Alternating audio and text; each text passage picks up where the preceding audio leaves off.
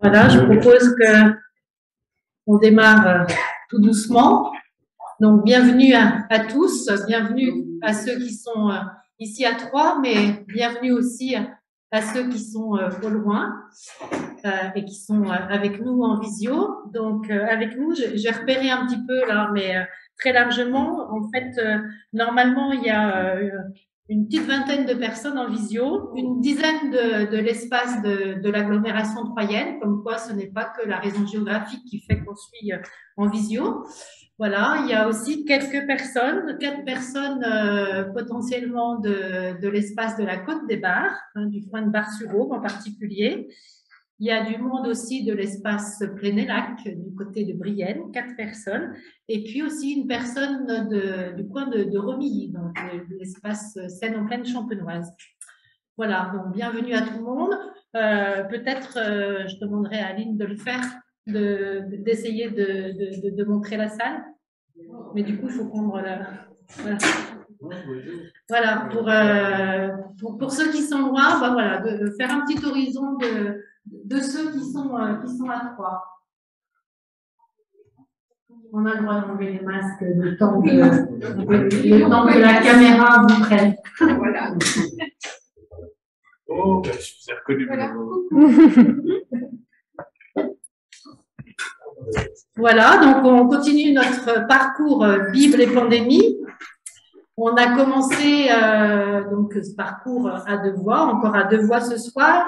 La fois dernière, Laurent nous a fait traverser un peu la Genèse et en particulier au travers du récit de Noé.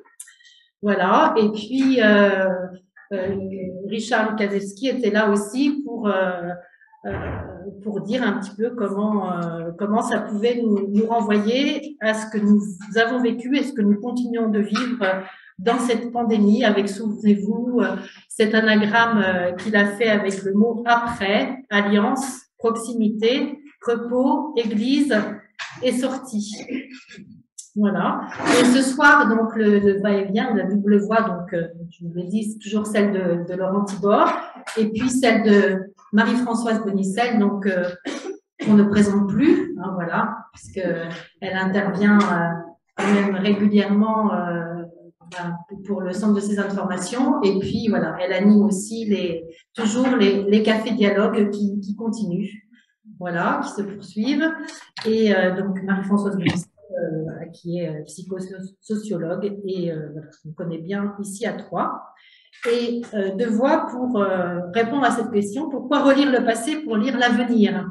Voilà, alors moi j'ai envie de vous poser la question à l'un et à l'autre. Je ne sais pas qui est-ce qui va lire dans la boule de cristal, qui va faire Madame Irma, mais voilà. J'ai apporté voilà. Par précaution. Et je crois que ce soir on sera dans la traversée du Deutéronome. Voilà. Et bien, je laisse tout de suite la parole, je crois, à Laurent. Et puis, voilà, ils alterneront. Et puis, comme la dernière fois, c'est plus facile aussi pour ceux qui sont loin.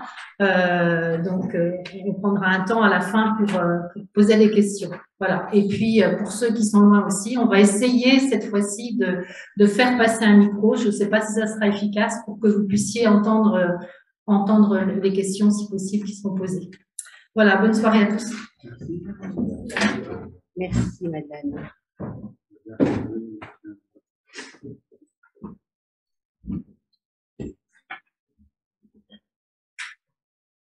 Voilà, comme nous avons préparé avec Marie-Françoise, on a conclu en se disant que ce que l'on désirait transmettre, et c'est toujours le propre de la transmission, c'est pas tellement des connaissances, c'est pas tellement un contenu, même si ce contenu, ces connaissances peuvent le porter davantage, mais que c'est du feu, que c'est du souffle, que c'est du mouvement. C'est ça le difficile. Hein, transmettre du contenu, c'est possible. Transmettre un mouvement, transmettre un élan, c'est autre chose. Et ben, dans notre vocabulaire chrétien, cet élan, ce souffle, ce feu, on le sait, il s'appelle l'esprit. Et c'est ça que transmet Dieu. Plus que des connaissances, il nous transmet son propre esprit. Alors, avec la bénédiction de Marie-Françoise, je vous propose de demander au Seigneur de nous donner son Esprit Saint, de nous donner ce soir son élan et son souffle. Viens, Esprit de sainteté, viens, Esprit de lumière, viens esprit de feu, viens nous embraser, viens esprit du Père, sois la lumière, fais jaillir des cieux ta splendeur de gloire. Viens, esprit de sainteté, viens, esprit de lumière, viens, esprit de feu, viens nous embraser. Bonsoir. Comme l'esprit ne fait pas particulièrement partie de ma galaxie familiale, j'ai remarqué qu'il était toujours au RTT aux 35 heures quand je tentais de l'invoquer. Alors peut-être que j'ai pas le mode d'emploi, vous me direz. Je me suis demandé, parce qu'on va parler de Moïse, tu parles toujours de Moïse ce soir. Non, mais je me méfie avec Laurent, le changement de programme, les Lucas et les liens. Je me suis demandé ce qui était plus difficile, si c'était de passer derrière Moïse ou derrière Laurent. Je confirme que c'est derrière Laurent. Pour deux raisons, peut-être trois, mais enfin j'en vois deux. L'une, c'est sa science et ses compétences pour lesquelles je me sens extrêmement démunie et modeste. L'autre, c'est parce que Moïse, lui, il voyait Dieu de dos et Laurent, il le voit en face. Donc ça ne n'arrange pas mes affaires pour la mécréante que je suis. Alors je suis venue avec deux acolytes. Rachid de Troyes, que Vincent Hanard a eu la bonté de sortir de mon caddie, parce qu'il est très lourd. Rachid de Troyes. On va le montrer. Rachid de Troyes, qui est chez moi en pension. Hein, ah ben, Marlène, bravo. Rachid de Troyes, avec sa grappe de raisin, puisqu'il avait, paraît-il, des vignes, peut-être en deux. Et voilà, une inscription hébraïque que tu vas traduire, Laurent, hein, parce que je travaille sous contrôle. Hein. Voilà, Rachid. Bon. Rachid de Troyes. Et pourquoi Rachid de Troyes? Qu'est-ce qu'il fait là? C'est qu'il disait, souviens-toi de ton futur. Ça, c'est quelque chose une phrase qui m'a beaucoup porté dans les différents lieux. Et puis, ensuite, j'ai apporté mon deuxième accessoire, une boule de cristal, hein, parce que, auquel je ne crois pas. Mais malgré tout, elle est très jolie, enfin je l'aime beaucoup. Elle a été soufflée par un maître verrier à Belle-Île-en-Mer, et ce même maître verrier, il y a 5 ans, a fait une lampe dans l'entrée de Notre-Dame de Paris qui a résisté au feu. Soufflé. Donc c'est quand même de bon augure, hein, pour la boule de cristal. Et pourquoi cette évocation? C'est que Maurice Blondel, le philosophe Maurice Blondel, disait l'avenir ne se prévoit pas dans la boule de cristal, mais il se construit. C'est sans doute ce que sur lequel on va essayer de réfléchir ce soir. Redoutable, cette petite bête-là. J'ai compris que je devais vite parler de Moïse. Alors, vous savez sans doute que Moïse était bègue. Alors, il y a 2 grands bègues dans l'Antiquité. Il y a Démosthène et puis Moïse. Alors, chacun a trouvé une solution.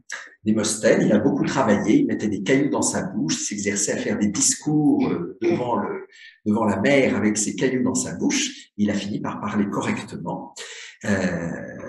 Moïse, lui, il savait pas comment faire. Alors, c'est Dieu qui lui a trouvé une réponse. Et la réponse, c'était: voici ton frère, Aaron. Et soudain, en Exode 4, il y a Aaron qui sort de nulle part pour permettre à Moïse de parler.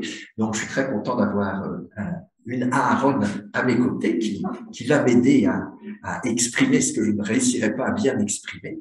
Et le fait qu'il soit bègue, ça nous dit déjà quelque chose d'essentiel de notre propos de ce soir, puisqu'il s'agit du deutéronome. Pour ceux qui ont fait un peu de grec, deutéro, c'est le deuxième. C'est la deuxième loi. Comme si Moïse bégayait et que juste avant l'entrée de la terre promise, il répète, il bégaye, il répète tout ce qu'il a déjà dit, tout ce qu'il a déjà entendu de Dieu, parce que c'était nécessaire, parce que on sait que la répétition, c'est l'art de la pédagogie, et bien sans doute qu'il y avait besoin que son peuple entende une deuxième fois, mais d'une façon nouvelle, parce que évidemment le Deutéronome redit des choses déjà dites, mais le dit d'une façon nouvelle, parce qu'il y avait besoin de cette nouveauté pour pouvoir entendre. Et je me disais, en préparant cette rencontre, on pouvait vous parler du monde d'après. L'après semble un peu s'éloigner. On a bien l'impression ces jours-ci que l'après-virus, c'est pas demain, c'est encore plus loin que ce qu'on s'était imaginé. Ça, c'est sans doute l'expérience aussi de Moïse et de son peuple. On pourrait s'imaginer, bon, ça y est, on a échappé à l'Égypte, ça a déjà été compliqué, il y a eu 10 plaies différentes, ça a été pénible, long, laborieux, ça y est, on a traversé la mer, on est enfin libre. Et en fait, non. C'est presque là que commencent les difficultés. Il y a encore 40 années complètes dans le désert. Il faut qu'une génération complète meure, qu'une génération complète naisse pour que la liberté rentre vraiment dans les cœurs. Et on se trouve, nous aussi, dans une situation où, eh bien, une traversée de crise ne se fait pas d'un claquement de doigts.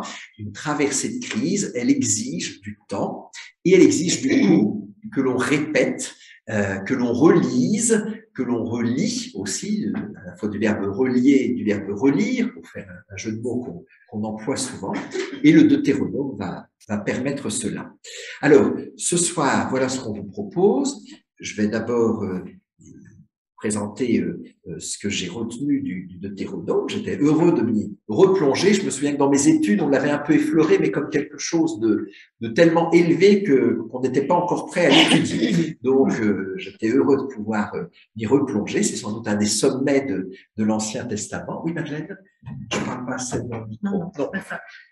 Je voulais juste dire pour ceux qui sont au loin que normalement on a envoyé les documents que Laurent a préparés pour ce soir. Soit vous pouvez les avoir dans la visio, soit par mail. Voilà, on les a envoyés de deux manières. Donc vous pouvez les retrouver.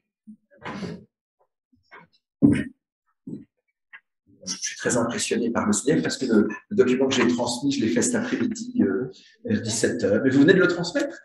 Ah là là, mais c'est incroyable. Bon, ben, je suis admiratif, encore plus que d'habitude.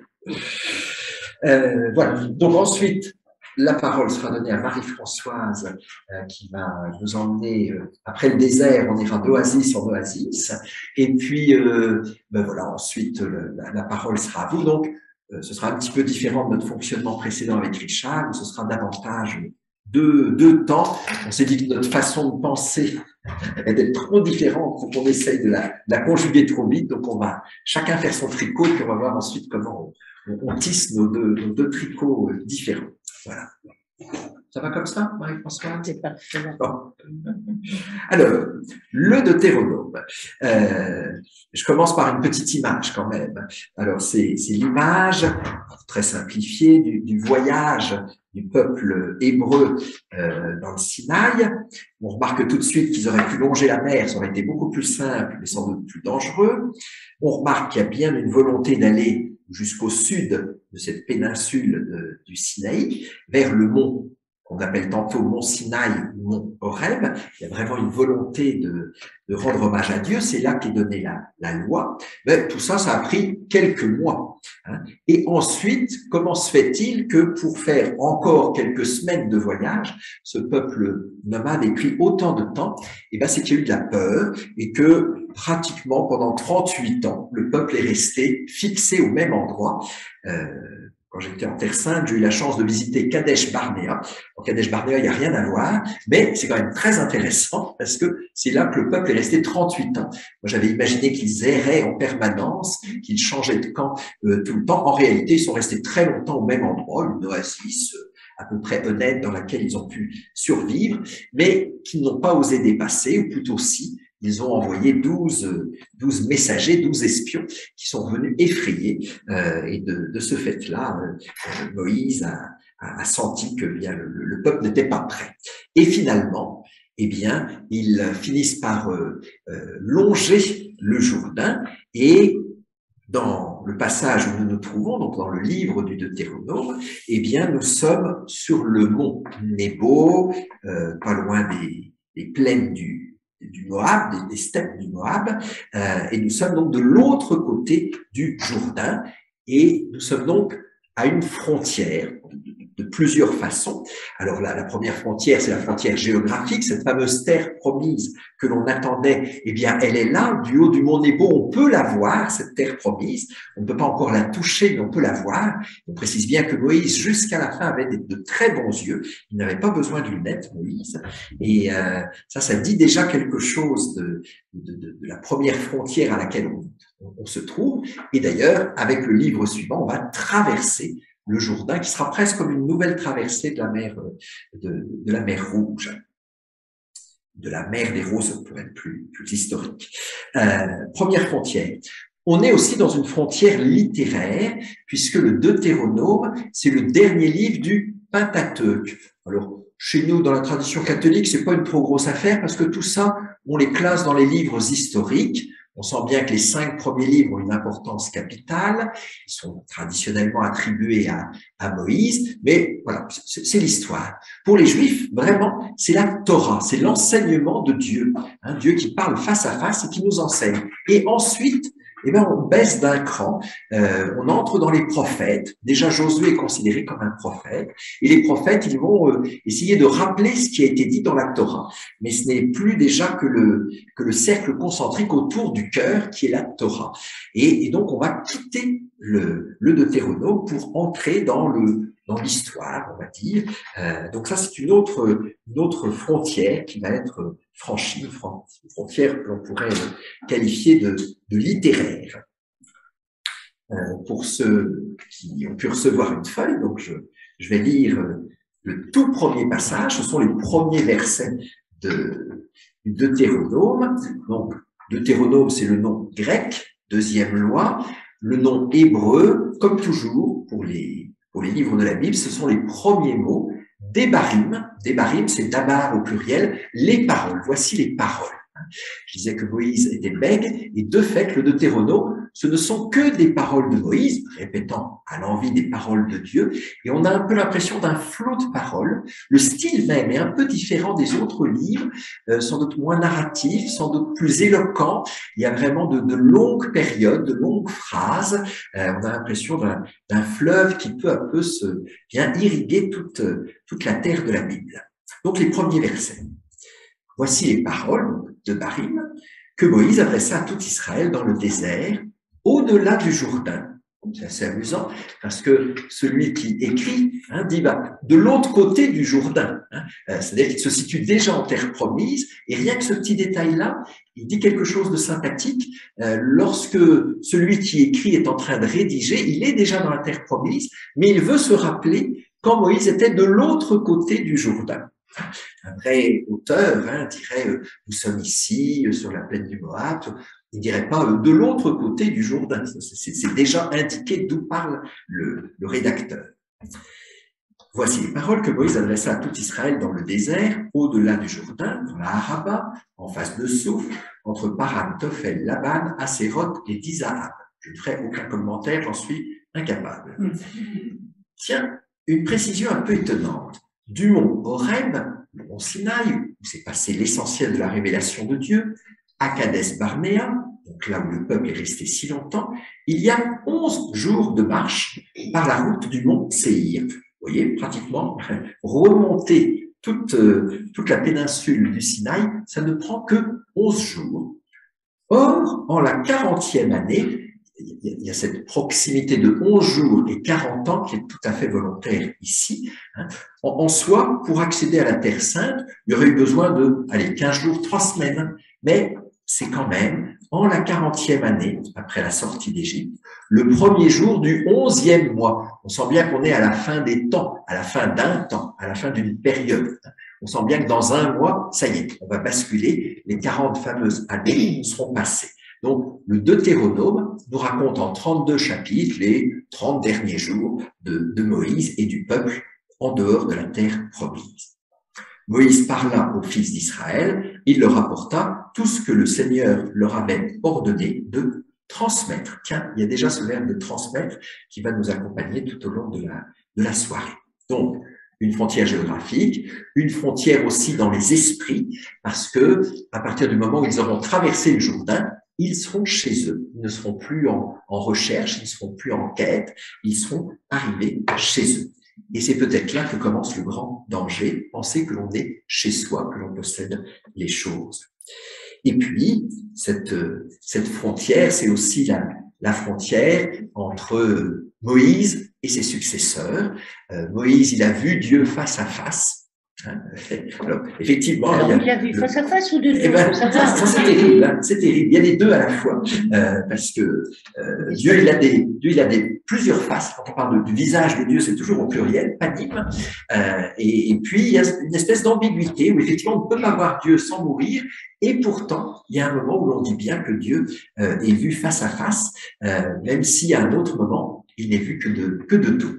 Alors, c'est ce que racontent les derniers versets, ou bien dire les premiers versets de Deutéronome. C'est une bonne politique pour connaître un livre que de lire ses premiers versets et ses derniers versets. Donc, voici les tout derniers versets. Josué, fils de Nun, était rempli de l'esprit de sagesse, parce que Moïse lui avait imposé les mains. Tiens, cet esprit dont on parlait, ce souffle, eh bien, Josué le possède, et finalement, ce que transmet de plus important Moïse, eh bien, peut-être plus encore que les écrits, c'est ce souffle, cet esprit de sagesse. L'imposition des mains, c'est le geste de la bénédiction, hein, évidemment que les Juifs ne bénissent pas en faisant le signe de la croix, c'est proprement chrétien, hein, les Juifs imposent les mains jusqu'à Jésus, lorsqu'il quitte ses disciples, hein, il leur impose les mains en leur promettant l'esprit, là aussi l'esprit de sagesse, et il y a quelque chose de très proche, on dira à plusieurs reprises, entre Moïse quittant cette terre et puis Jésus quittant cette terre et confiant tout à ses disciples. Moïse, lui, n'a qu'un seul disciple, Josué.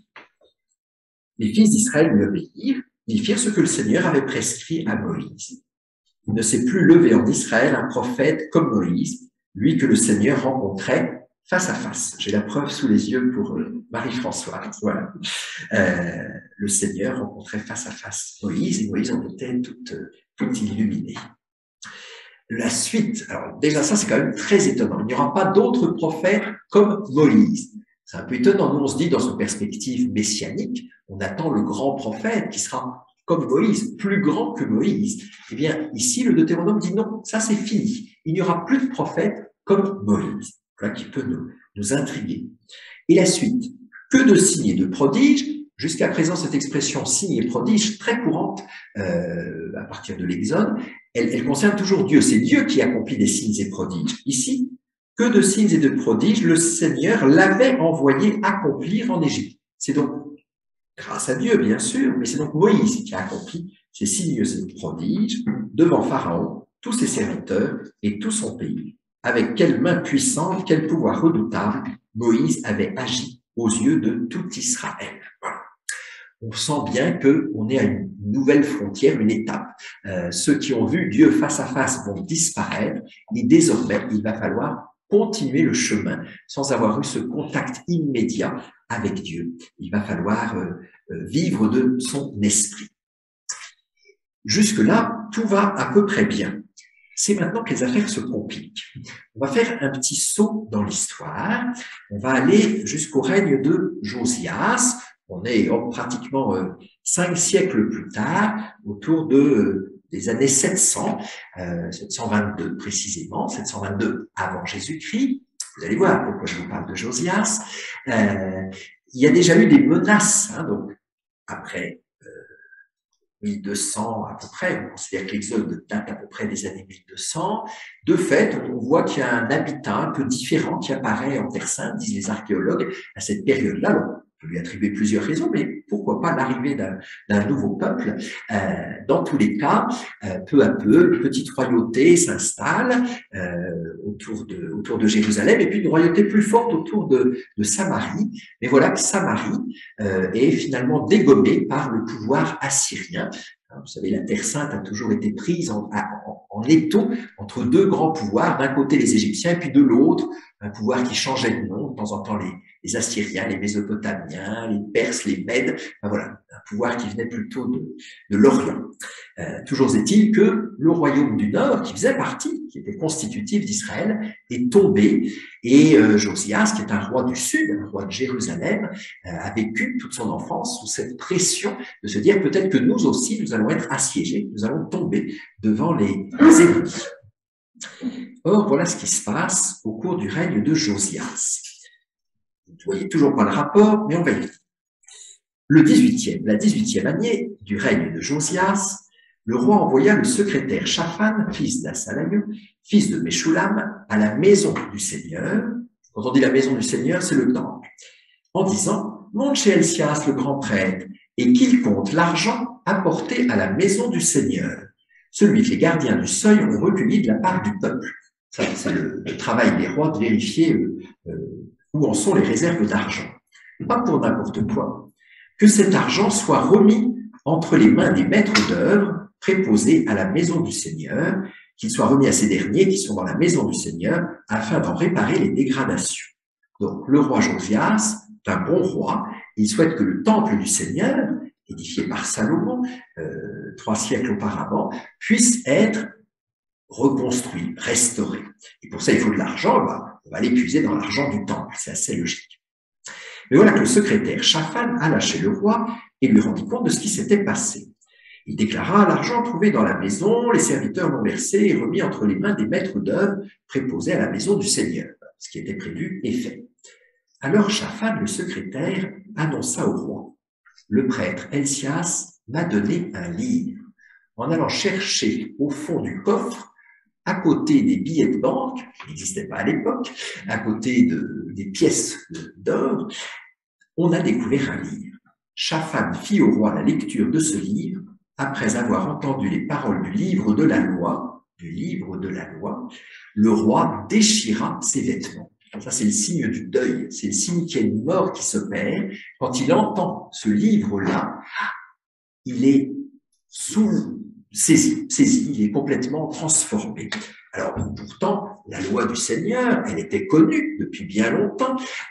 Donc, c'est un nouveau livre qui rapporte à nouveau la loi du Seigneur. Et à partir de ce moment-là, Josias, ou en se fondant sur ce livre-là, Josias va engager une grande réforme, une réforme qui va consister à tout centralisé autour de l'unique sanctuaire, de l'unique temple.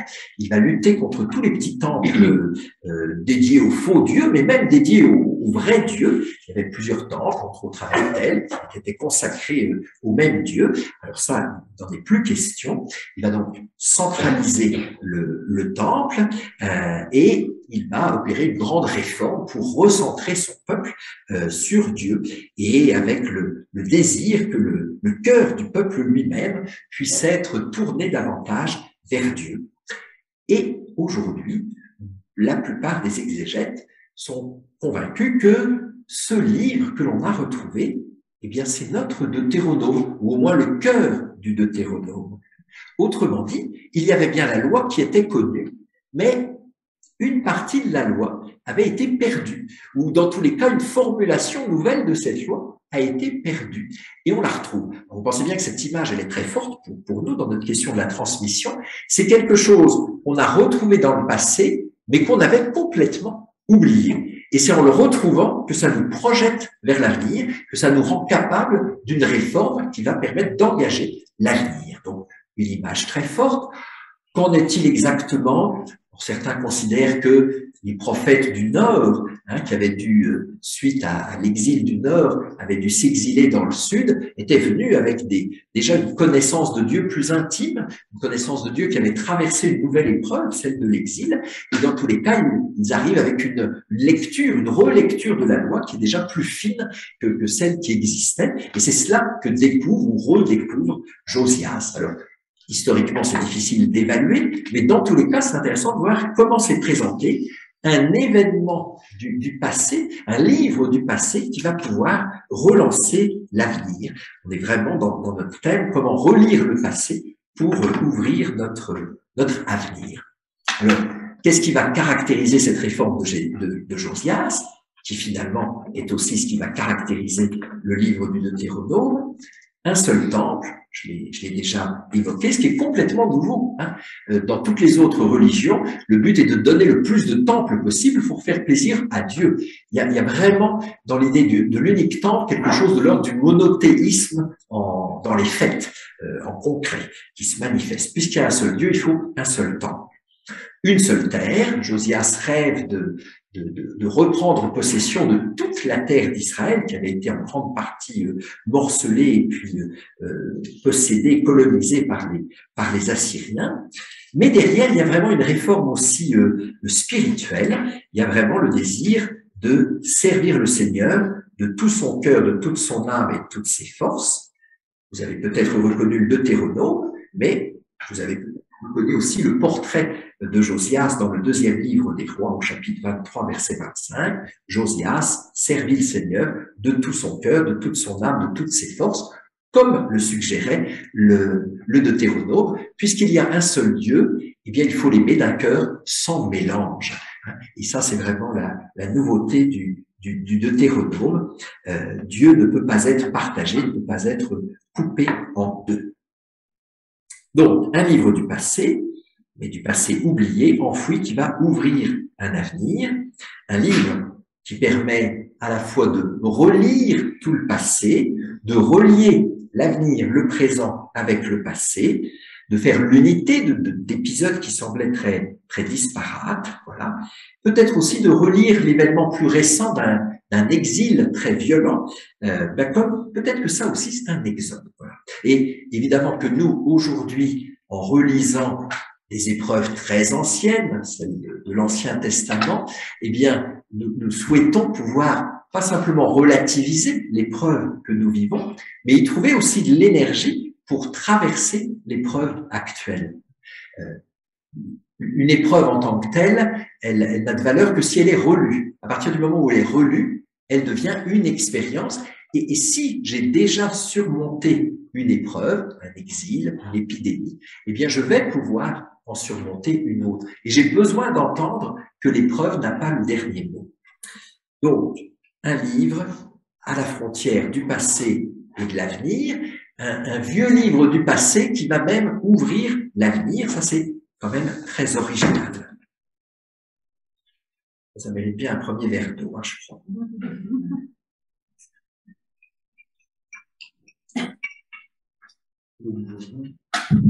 C'est de l'eau de Jourdain.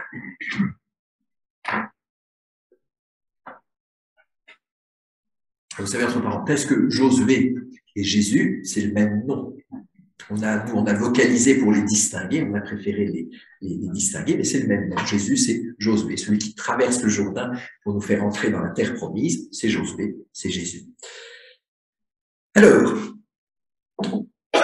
dire quelle est donc l'histoire de ce Deutéronome. Alors, c'est un peu, semble-t-il, une histoire de poupée russe. Donc, au point de départ, le Deutéronome, comme son nom l'indique, nome, c'est la loi, c'est d'abord un recueil de lois, un code de lois. Et puis ensuite, on va voir qu'il est précédé d'une partie plus historique, et puis ensuite il sera suivi de bénédictions, de malédictions. On voit qu'on est plutôt dans l'ordre d'un traité d'alliance. On en reparlera un petit peu plus précisément. Mais c'est pas tout. On se rend compte que les premiers chapitres veulent faire de ce Deutéronome l'introduction à toute l'histoire qui va suivre, avec une clé de lecture très simple. Hein, lorsque le peuple obéit à Dieu, eh bien Dieu est avec lui. Lorsque le peuple rejette Dieu, Dieu ne s'impose pas et le peuple se perd lui-même.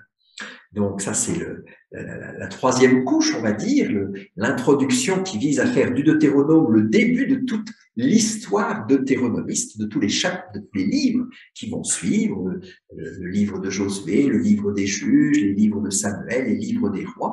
C'est tout cela qu'on appelle l'histoire deutéronomiste, et on peut voir effectivement, même si ces livres-là recueillent des traditions différentes, on sent bien qu'il y a un fil directeur commun. Et finalement, c'est peut-être la dernière coquille de l'œuf, eh bien, on va voir comment le Deutéronome, c'est aussi le lorgnoir de Moïse, le testament de Moïse qui vient conclure tout le Pentateuque. Premier temps, code de la loi. Alors, là encore, c'est très étonnant puisque nous, connaissons déjà la loi depuis l'Exode. Les 10 commandements sont donnés en Exode 20. Et puis ensuite, vous avez tout le code de l'Alliance dans l'Exode qui développe ces 10 commandements. Et si ça ne suffisait pas, dans le Lévitique, il y a encore un autre code de la loi, le code de sainteté. Alors, comment se fait-il qu'il y ait un nouveau code de la loi qui se manifeste?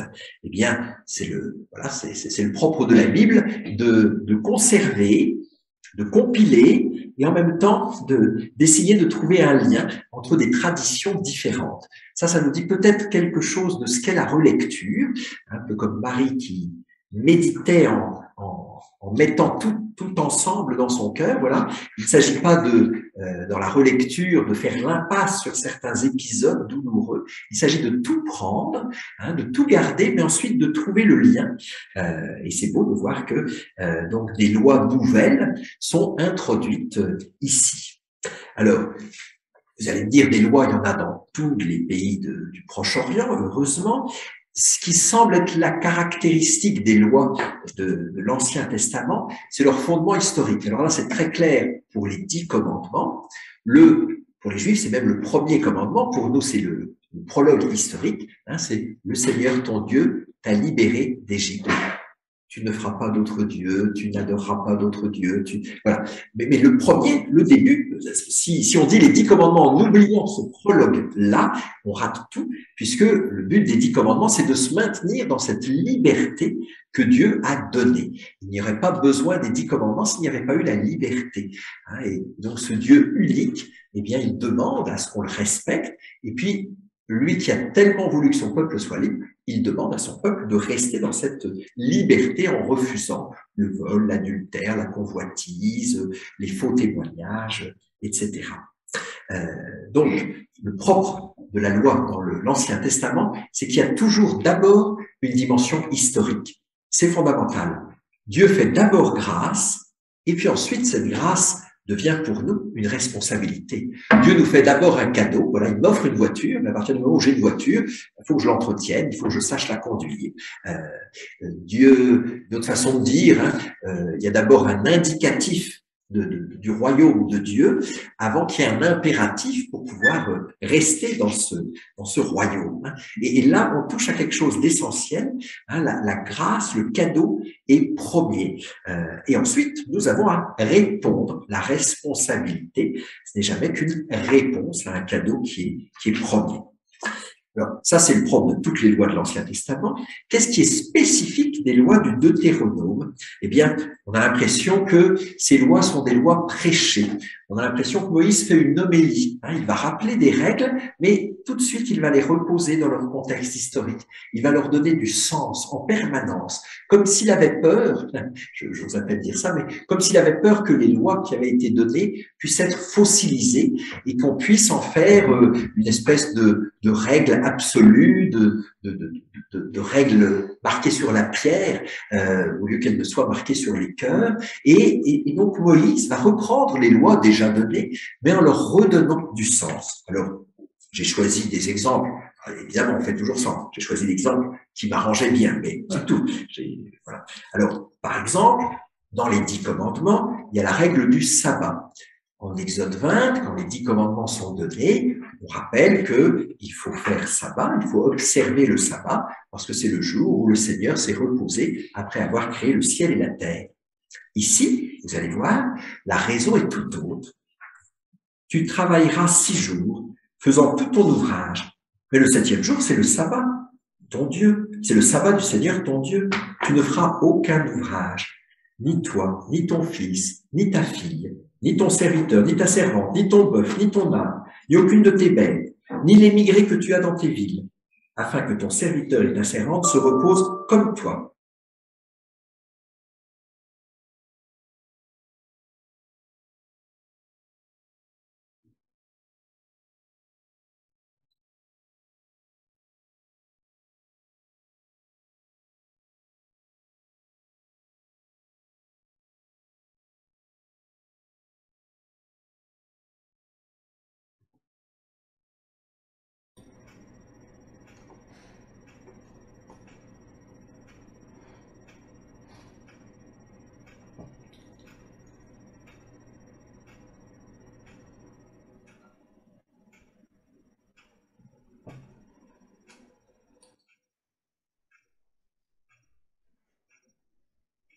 toi tu as été un esclave, eh bien souviens-t'en et respecte au moins un jour par semaine ton esclave.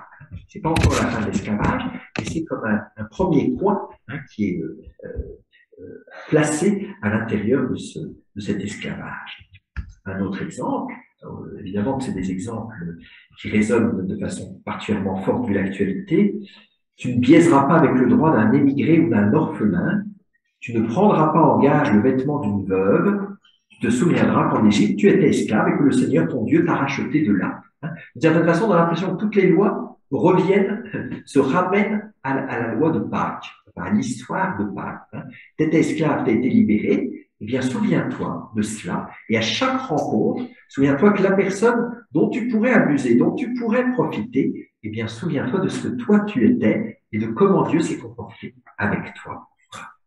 Finalement, on pourrait dire que toutes les lois du Deutéronome ne sont qu'un commentaire de cette unique loi, qui est le grand chemin d'Israël. Ça, c'est vraiment un des passages les plus connus du Deutéronome, bien sûr. Écoute Israël, le Seigneur notre Dieu est unique. Tu aimeras le Seigneur ton Dieu de tout ton cœur, de toute ton âme, de toute ta force. Ces paroles que je te donne aujourd'hui resteront dans ton cœur. Tu les rediras à tes fils, tu les répéteras sans cesse, à la maison, en voyage, que tu sois couché, que tu sois levé. Tu les attacheras à ton poignet, comme un signe. Elles seront un bandeau sur ton front. Tu les inscriras à l'entrée de ta maison et aux portes de ta ville. Voilà. Toutes les lois, finalement, se ramènent à ça. Le Seigneur, ton Dieu, est l'unique. Et tu l'aimeras de tout ton cœur. Tu ne peux pas avoir un cœur partagé. Alors, en quoi ça peut nous éclairer aujourd'hui? Depuis 2 ans, il y a une avalanche de lois, il y a une avalanche de protocoles, sans doute nécessaires. C'est très amusant de voir comment ces questions-là sont épidermiques pour nous. C'est très amusant de voir comment certains sont d'un légalisme extrême, ou bien d'autres, au contraire, se moquent des lois et même, d'une certaine façon, s'opposent à la loi. Parfois, d'une façon un peu inattendue. Je connais des antivax qui sont par ailleurs très, très conservateurs et très légalistes, comme je connais aussi des gens qui se pensaient très cool et qui étaient capables de dénoncer dès qu'il y avait 31 personnes au lieu de 30 personnes dans une église. Enfin, voilà, on a eu tout. Je me souviens entre autres d'un appel de Jérôme qui m'a dit « Écoute, je suis un peu embêté », c'était un appel très gentil. Écoute, il y a l'Est éclair, là, il paraît qu'il y avait des trucs bizarres à Saint-Urbain ce dimanche. Et alors moi, dans la seconde qui a suivi, je lui ai parlé de ce que j'avais appris de ce qui se passait à la Visitation, ce qui me semblait bien pire que ce qui s'était passé à Saint-Urbain. Et après ça, en raccrochant, je me suis dit, 1940 n'est quand même pas loin. C'est-à-dire que pour être sûr de ne pas être dénoncé, on était toujours prêt à dénoncer. Donc voilà, dans tous les cas, il y a une espèce de crispation sur la loi. Alors, certainement que le Deutéronome nous aide à mettre la loi dans son origine et dans sa finalité aussi.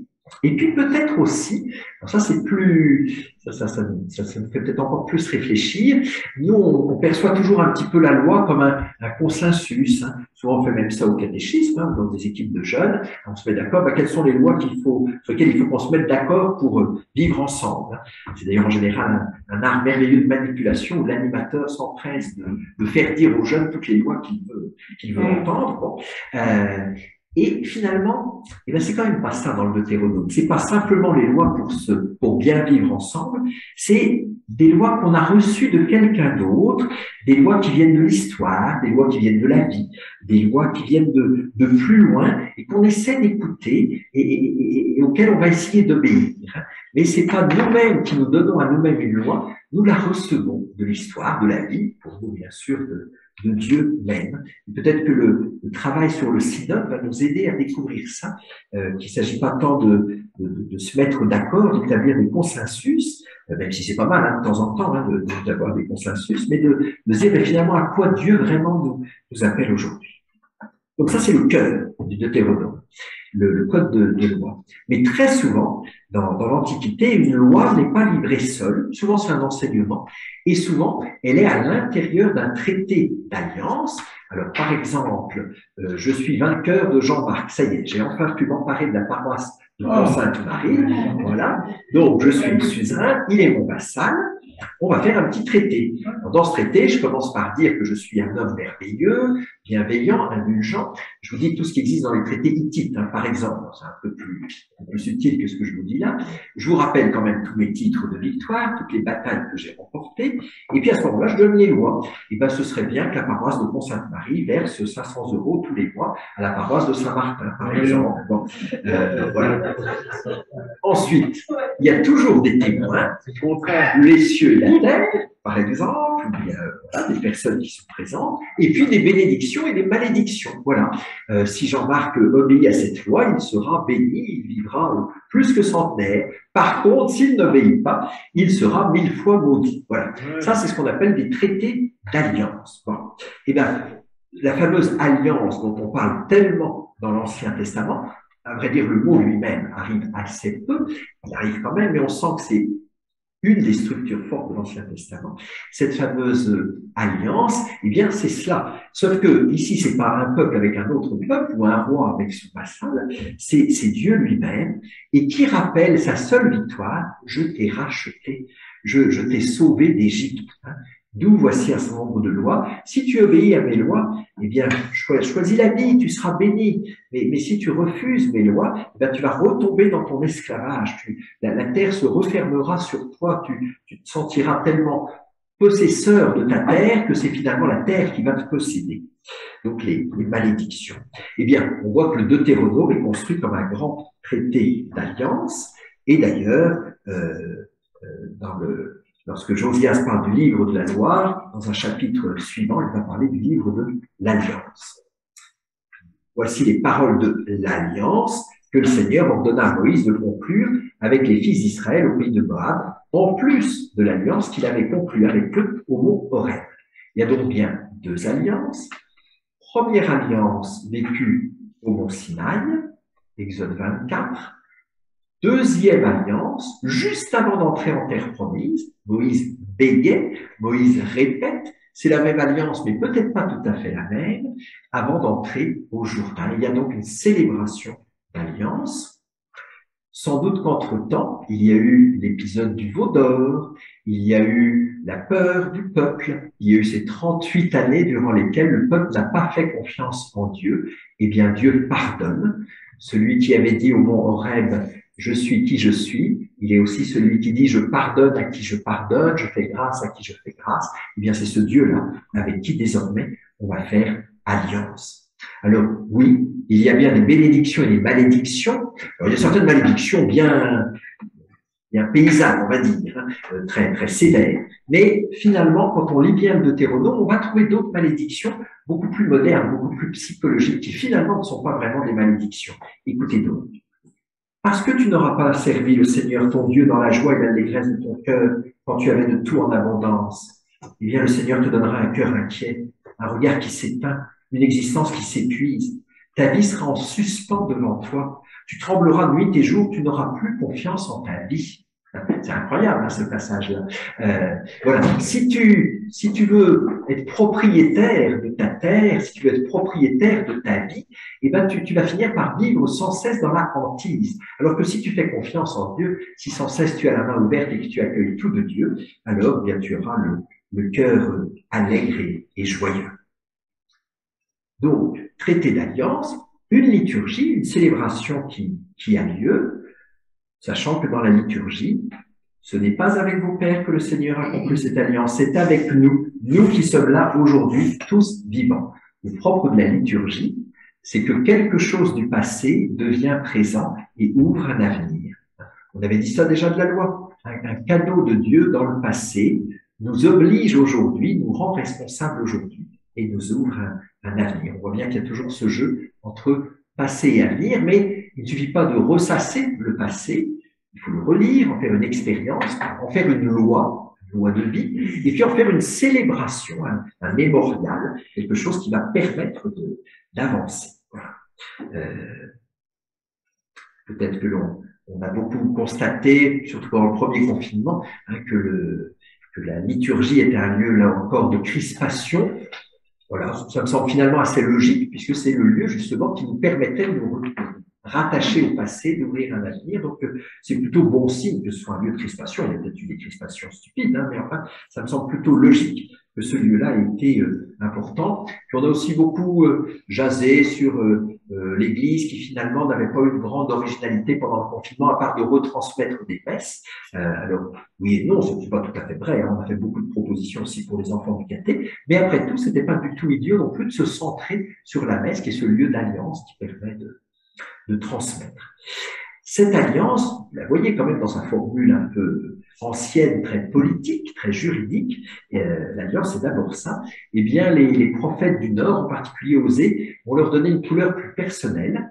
L'alliance politique va devenir une alliance conjugale, je serai ton époux et tu seras mon épouse. Ça reste une alliance, ça reste un traité d'alliance. Et dans la mentalité patriarcale, ça reste une alliance qui n'est pas équivalente, qui n'est pas l'homme et la femme sur le même pied. Mais quand même, hein, de passer du roi à son vassal, à l'époux et son épouse, on entre déjà dans une relation de Dieu plus conjugale, plus nuptiale, plus amoureux avec son peuple. Et l'autre image que l'on trouve également chez Osée, le père qui adopte son fils, qui fait alliance avec son fils. L'adoption aussi est un traité d'alliance, mais là aussi avec une part d'affectif que l'on ne trouvait pas dans la seule alliance juridique. Voilà. Et ce qui va être très propre au Deutéronome, c'est cette notion d'élection. Je t'ai choisi. Je peux lire ce petit passage-là. Hein. Je ne sais pas si vous arrivez à suivre les citations. Hein. J'en suis à Deutéronome 7, versets 6-8. Car tu es un peuple consacré au Seigneur ton Dieu. C'est toi qui l'as choisi pour être son peuple, son domaine particulier parmi tous les peuples de la terre. Si le Seigneur s'est attaché à vous, s'il vous a choisi, ce n'est pas que vous soyez le plus nombreux de tous les peuples, car vous êtes le plus petit de tous. C'est par amour pour vous et pour tenir le serment fait à vos pères que le Seigneur vous a fait sortir par la force de sa main et vous a racheté de la maison d'esclavage et de la main de Pharaon, roi d'Égypte. On a fait l'expérience, ça fait longtemps maintenant, mais peut-être que le Covid nous a permis de toucher du doigt encore plus fort, que notre Église était minoritaire. Bon, donc acte. Maintenant, qu'est-ce qu'on fait de ça? Est-ce qu'on est une minorité agressive? Est-ce qu'on est une minorité défensive qui se protège? Est-ce qu'on est une minorité créatrice? Eh ben, dans tous les cas, le Deutéronome nous rappelle que nous sommes une minorité aimée, choisie, et que du coup, il n'y a pas besoin de tout ça. Il n'y a pas besoin ni d'être agressif, ni de se défendre. C'est tout. C'est Dieu qui nous a choisis. C'est pas nous qui avons décidé d'être une minorité. Ça se trouve comme ça. Dieu nous a choisis. On est le plus petit de tous les peuples. On n'a aucun orgueil à ça. Aucun orgueil. Simplement, on a un rôle, une mission à remplir. Et ben, on va essayer de la remplir le mieux possible. Il est déjà 9 heures. Et Marie-Françoise a beaucoup de belles choses à nous dire. Donc, je vais ramasser un peu. Tu es un beau conteur. Oui, j'adore. Oui. Moi, j'écouterai des heures. Oui. Je ne comprends rien. Je sais pas comment. Non, je comprends tout grâce à toi. Mon Dieu. Là, presque tout. Presque. Les premiers chapitres du Deutéronome, qui visiblement ont été ajoutés plutôt vers la fin de l'histoire du Deutéronome, essaient de présenter déjà comme un petit résumé de l'histoire qui va lancer qui va donner la clé de toute l'histoire qui va suivre. Je le rappelais tout à l'heure, à chaque fois que le peuple obéit à son Dieu, il est béni. À chaque fois qu'il désobéit, il est vaincu. Et donc, il y a un avertissement fait au peuple. Cet avertissement-là, c'est quand vous prendrez possession de la terre, faites attention. Hein, ne vous croyez pas arrivé, vous êtes toujours en recherche. Ne vous croyez pas propriétaire, vous êtes toujours locataire de ce monde, de passage dans ce monde. Ne vous croyez pas les maîtres des esclaves, bon, vous restez toujours les serviteurs de l'unique Dieu. Donc il y a vraiment une volonté de mettre en garde contre « Ah, ça y est, nous sommes chez nous ». Et cette notion de terre, qui est sans cesse promise finalement, elle reste promise encore aujourd'hui. Elle n'est pas possédée, cette terre promise, elle reste promise. L'exemple type, un peu, c'est Abraham, on lui promet une terre, et à la fin de sa vie, il possède, 8 mètres carrés pour pouvoir y enterrer sa femme. C'est la seule terre qu'il possède. Parce que la terre, elle est toujours dans la promesse. Et à partir du moment où j'en prends possession, eh bien, c'est comme une fleur que je veux cueillir, elle finit par faner, ou un papillon que il est tellement beau que je veux l'enfermer dans une bouteille, eh bien, il finit par mourir, ou du sable que je ferme dans ma main pour être sûr de le posséder, ben, il part entre toutes les interstices de mes doigts. Et donc, le grand remède, c'est l'action de grâce. Puisque tout est grâce, eh bien, notre travail, c'est de rendre grâce. Et vous avez là un des plus beaux passages du Deutéronome 26, versets 1 à 10. Lorsque tu seras entré dans le pays que je te donne, c'est Dieu qui parle, que je te donne en héritage. Pardon. Quand tu seras entré dans le pays que te donne en héritage le Seigneur ton Dieu, quand tu le posséderas et y habiteras, tu prendras une part des prémices de tous les fruits de ton sol, les fruits que tu auras tirés de ce pays que te donne le Seigneur ton Dieu, et tu les mettras dans une corbeille.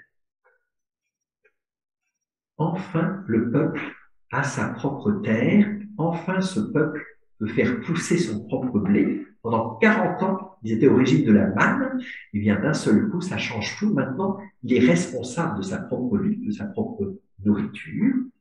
Mais tout de suite, la première chose à faire, c'est de remercier, c'est de rendre grâce. Il ne faut pas considérer ça comme le fruit de mon travail, mais le fruit de l'amour de Dieu. Tu te rendras au lieu que le Seigneur ton Dieu aura choisi pour y faire demeurer son nom. On ne parle pas encore de Jérusalem, puisque Jérusalem ne sera conquise que plus tard. Hein. Mais il est déjà fait référence ici au temple, avec une très belle expression pour dire qu'est-ce que le temple? C'est le lieu que Dieu a choisi pour y faire habiter son nom. Tu iras trouver le prêtre en fonction de ces jours-là et tu lui diras, je le déclare aujourd'hui au Seigneur ton Dieu, je suis entré dans le pays que le Seigneur a juré à nos pères de nous donner. Voilà. Au moment où je vais rendre grâce pour le blé, c'est un peu comme au moment où je vais dire mon bénédicité avant de manger, qu'est-ce que je vais faire? Je vais me souvenir, là encore une fois, de toute l'histoire de Pâques. Hein. Là encore, un autre lieu clé qui fait le lien entre le passé et l'avenir, qui me rappelle que je suis dans un mouvement, que j'ai reçu un cadeau et que j'en suis le bénéficiaire, eh bien, ce rite d'action de grâce. Tu prononceras ces paroles devant le Seigneur ton Dieu, et les mots qui viennent sont sans doute parmi les plus anciens de tout l'Ancien Testament. Ici, le Deutéronome va puiser des mots très anciens. On appelle ça parfois le credo primitif. Le cœur de la foi juive, qui à la fois va parler des patriarches et puis de la libération d'Égypte. Deux traditions qui semblaient très différentes et qui maintenant sont réunies. Mon père, Abraham, mon père était un araméen nomade qui descendit en Égypte. Il y vécut en immigré avec son petit clan. C'est là qu'il est devenu une grande nation puissante et nombreuse. Les Égyptiens nous ont maltraités et réduits à la pauvreté. Ils nous ont imposé un dur esclavage. Nous avons crié vers le Seigneur, le Dieu de nos pères. Il a entendu notre voix. Il a vu que nous étions dans la misère, la peine et l'oppression. Le Seigneur nous a fait sortir d'Égypte à main forte et à bras étendus, par des actions terrifiantes, des signes et des prodiges. Il nous a conduits dans ce lieu et nous a donné ce pays, un pays ruisselant de lait et de miel. Et maintenant, voici que j'apporte les prémices des fruits du sol que tu m'as donné, Seigneur. Ensuite, tu les déposeras devant le Seigneur ton Dieu, tu te prosterneras devant lui. C'est un rituel. Alors, tu te réjouiras pour tous les biens que le Seigneur ton Dieu t'a donnés, à toi et à ta maison. Avec toi se réjouiront le Lévite, qui lui n'a pas de famille et qui n'a pas de terre qui lui est attribuée, et l'immigré qui réside chez toi. C'est quand même assez étonnant ce passage où on commence en disant « Mon propre père était un araméen errant ». Le même livre du Deutéronome qui parle tellement de l'élection du peuple hébreu, c'est pas une élection qui tomberait du ciel, c'est une élection où autrefois nous étions des Araméens, nous étions des nomades, nous étions des peuples comme les autres, et ça se termine avec « et nous allons nous réjouir », mais nous réjouir aussi avec le migrant qui vit sur ma terre. Donc on sent bien qu'ici, au moins, c'est une élection qui n'est pas du tout une élection exclusive, mais qui est une élection d'action de grâce.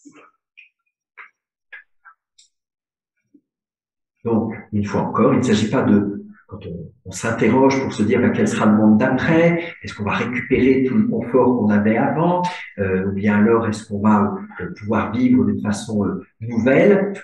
Je crois que la question n'est pas trop là, mais plutôt de se dire, est-ce que Si on récupère un peu de confort, est-ce qu'on sera capable de se rendre grâce que c'est du cadeau, que c'est un présent, que c'est pas un dû, mais que c'est une chance, hein, et est-ce qu'on sera capable, voilà, de reconnaître que même ce que je possède est un don, est gratuité. Voilà. Pour terminer, et puis je sais que ça introduit un petit peu plus à Marie-Françoise, les derniers chapitres, qui sont sans doute les plus récents, qui ont été ajoutés en dernier dans cette longue édification. Vous savez, c'est un peu comme des cathédrales, hein, les livres de la Bible, hein, ils sont sans cesse reconstruits. Alors il y a bien un ordre d'ensemble, il y a une cohérence d'ensemble, et en même temps, il y a telle pan de mur qui a pu être ajouté après tel autre, et qui donne un style un peu différent à l'ensemble. Donc les dernières parties, c'est le testament de Moïse. J'ai déjà évoqué le fait d'un style un petit peu particulier, d'un Moïse qui aime beaucoup commenter les lois. Et puis on sent bien que c'est un livre où Moïse est en train de passer le témoin à ses fils, mais à Josué de façon particulière et à travers lui à tout le peuple.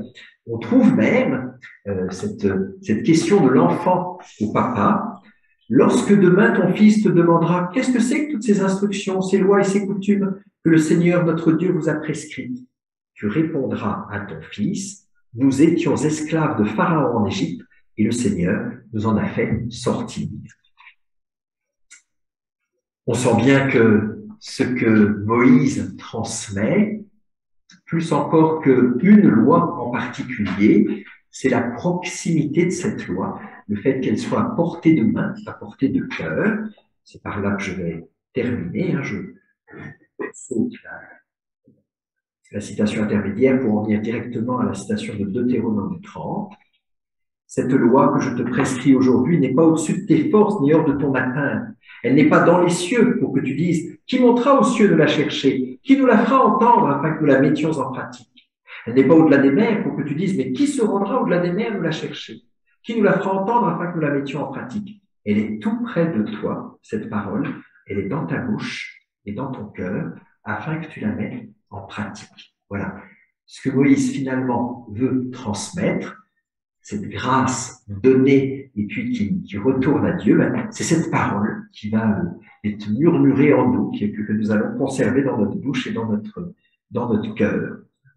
Peut-être que la grande question que pose le Deutéronome, c'est finalement qu'est-ce que nous avons à transmettre, nous relire le passé, peut-être redécouvrir ce que nous avons vraiment à transmettre d'essentiel, comme on transmet une confiance. Et c'est beau de voir que Moïse, finalement, meurt, alors on dit dans un baiser de Dieu, ou sur une parole de Dieu, j'aime bien la traduction sur la bouche de Dieu, dans un baiser de Dieu, alors qu'il est plein de vitalité, comme s'il laissait la place, parce que pour transmettre, il y a aussi un moment où il faut mourir. Même dans la lettre aux Hébreux, on dit il n'y a pas de testament, il n'y a pas d'héritage s'il n'y a pas de mort. Jésus, à un moment, meurt pour nous transmettre son esprit. Et bien, de la même façon, Moïse meurt pour transmettre. Peut-être que ça, c'est la question un peu douloureuse. Si nous voulons transmettre quelque chose, il y a aussi quelque chose à donner. Et pour terminer avec une note un petit peu sympathique, mais qui m'a beaucoup éclairé dans mon ministère, quand j'étais jeune prêtre, j'ai déjà raconté ça à Marie-Françoise, j'étais très admiratif de Xavier de Zutel. Je le suis encore, je ne suis plus jeune prêtre et lui non plus. Et ça m'agaçait un peu que tout le monde aime tellement Xavier de Zutel. J'avais pas encore commencé, que j'étais déjà jaloux. Bon, dans tous les cas, je me demandais quel était le secret. Et j'ai posé la question à Stéphane Rickert, qui était un ami de Xavier, qui était un jeune que Xavier avait formé. Et Stéphane, il a un peu réfléchi. Alors, je lui ai dit, mais qu'est-ce qui t'a apporté le plus, Xavier? Il m'a dit, je crois que ce qui m'a le plus apporté, c'est quand il est parti. Bon, c'est bizarre. Et finalement, il m'a expliqué, oui, parce que quand il est parti, j'ai eu un choix à faire. Moi, j'allais tout le temps au presbytère, parce qu'il y avait les copains, il y avait Xavier, on s'amusait bien. Une fois qu'il est parti, là, c'était moins drôle, le prêtre était plus âgé, je me suis dit, est-ce que j'y vais pour le Seigneur, pour donner quelque chose, ou est-ce que j'y vais pour retrouver les copains? Et finalement, il a fait le choix de continuer, d'autres bien sûr, mais il a fait le choix de continuer. Et du coup, c'était pour lui sa manière de dire, finalement, ce qu'on donne de mieux, c'est quand on se retire. Dieu fait ça quand il crée, Jésus fait ça quand il Alors, on l'apprend, mais quand il monte au ciel d'une certaine façon. Et donc, dans cette question de la transmission, il y a aussi la question de notre propre mort. Il y a bien un souffle à transmettre, mais pour le transmettre, il faut aussi qu'à un moment, on puisse le donner vraiment. Allez, j'ai trop parlé. Merci, hein, Marie-Françoise, de ta patience. C'est avec lui que je suis patiente. Je dis toujours que ce qu'on retient d'une causerie ou d'une conférence, moi, ça tient sur un ticket de métro, à peu près. Et après, on le laisse mûrir. Je confirme que c'est difficile de passer derrière toi, Laurent. Alors, dans ce que tu as dit, je vais prendre 2 ou 3 choses qui vont faire lien avec mes propos. Alors, je précise que quand je fasse quelque chose, oui, comme ça va mieux. Voilà. Ça m'a fait beaucoup travailler à l'intérieur, pas tellement sur le papier, mais à l'intérieur de moi, cette proposition. Et j'ai été effarée du nombre de fois où j'ai travaillé cette question de la transmission dans des lieux totalement différents. J'ai beaucoup publié là-dessus. J'ai travaillé au Québec sur la transmission pour les descendants d'Indiens qui avaient été maltraités, notamment par l'Église catholique. J'ai fait ce travail en Martinique sur les descendants d'esclaves. En 99, c'était au colloque de Bruxelles, où je me trouvais par hasard d'ailleurs dans un atelier avec Serge Baquet, qui est un prêtre de la Mission de France et psychologue, qui lui travaillait sur les enfants de Rwanda. Et moi, je travaillais sur les descendants d'Ashoa et la question de la transmission. Enfin, je fais en Roumanie sur les survivants du régime soviétique, et dans l'enseignement catholique aussi, ça m'est arrivé notamment avec Jean-Marie Petitclerc à Poitiers, je crois, au Mans, je sais plus. Mais c'est quelque chose que j'ai très souvent fait. Mais là, il y a quelque chose de particulier, c'est le lien avec la première partie, le lien avec cette question de Bible et pandémie dans la manière dont Laurent l'a abordé. Alors, je vais noter les 3 choses que j'ai particulièrement retenues, Laurent. C'est l'épreuve n'a pas le dernier mot. Elle ne doit pas avoir le dernier mot. On va voir un petit peu comment ça peut se faire. Il y a la question de je dirais de la loi. Tu as évoqué la loi de son origine, qu'on peut voir sous différents angles. Et je cite souvent le pape Jean XXIII qui dit « Les textes ne sont pas des dépôts sacrés, mais des fontaines de village ». Alors, il applique ça à différents domaines. Dans la société civile, nous avons la jurisprudence. Enfin, j'évoque assez souvent ça aussi parce que j'ai, derrière ma formation de psycho et de psychosociologue, j'ai aussi une formation juridique et historienne. Donc, j'essaye de faire le lien entre tout cela. Et la loi, dans la société civile, elle est transformée par la jurisprudence et son incarnation dans la culture du moment. On voit ça tous les jours, des évolutions. Et la notion de relecture du passé aussi.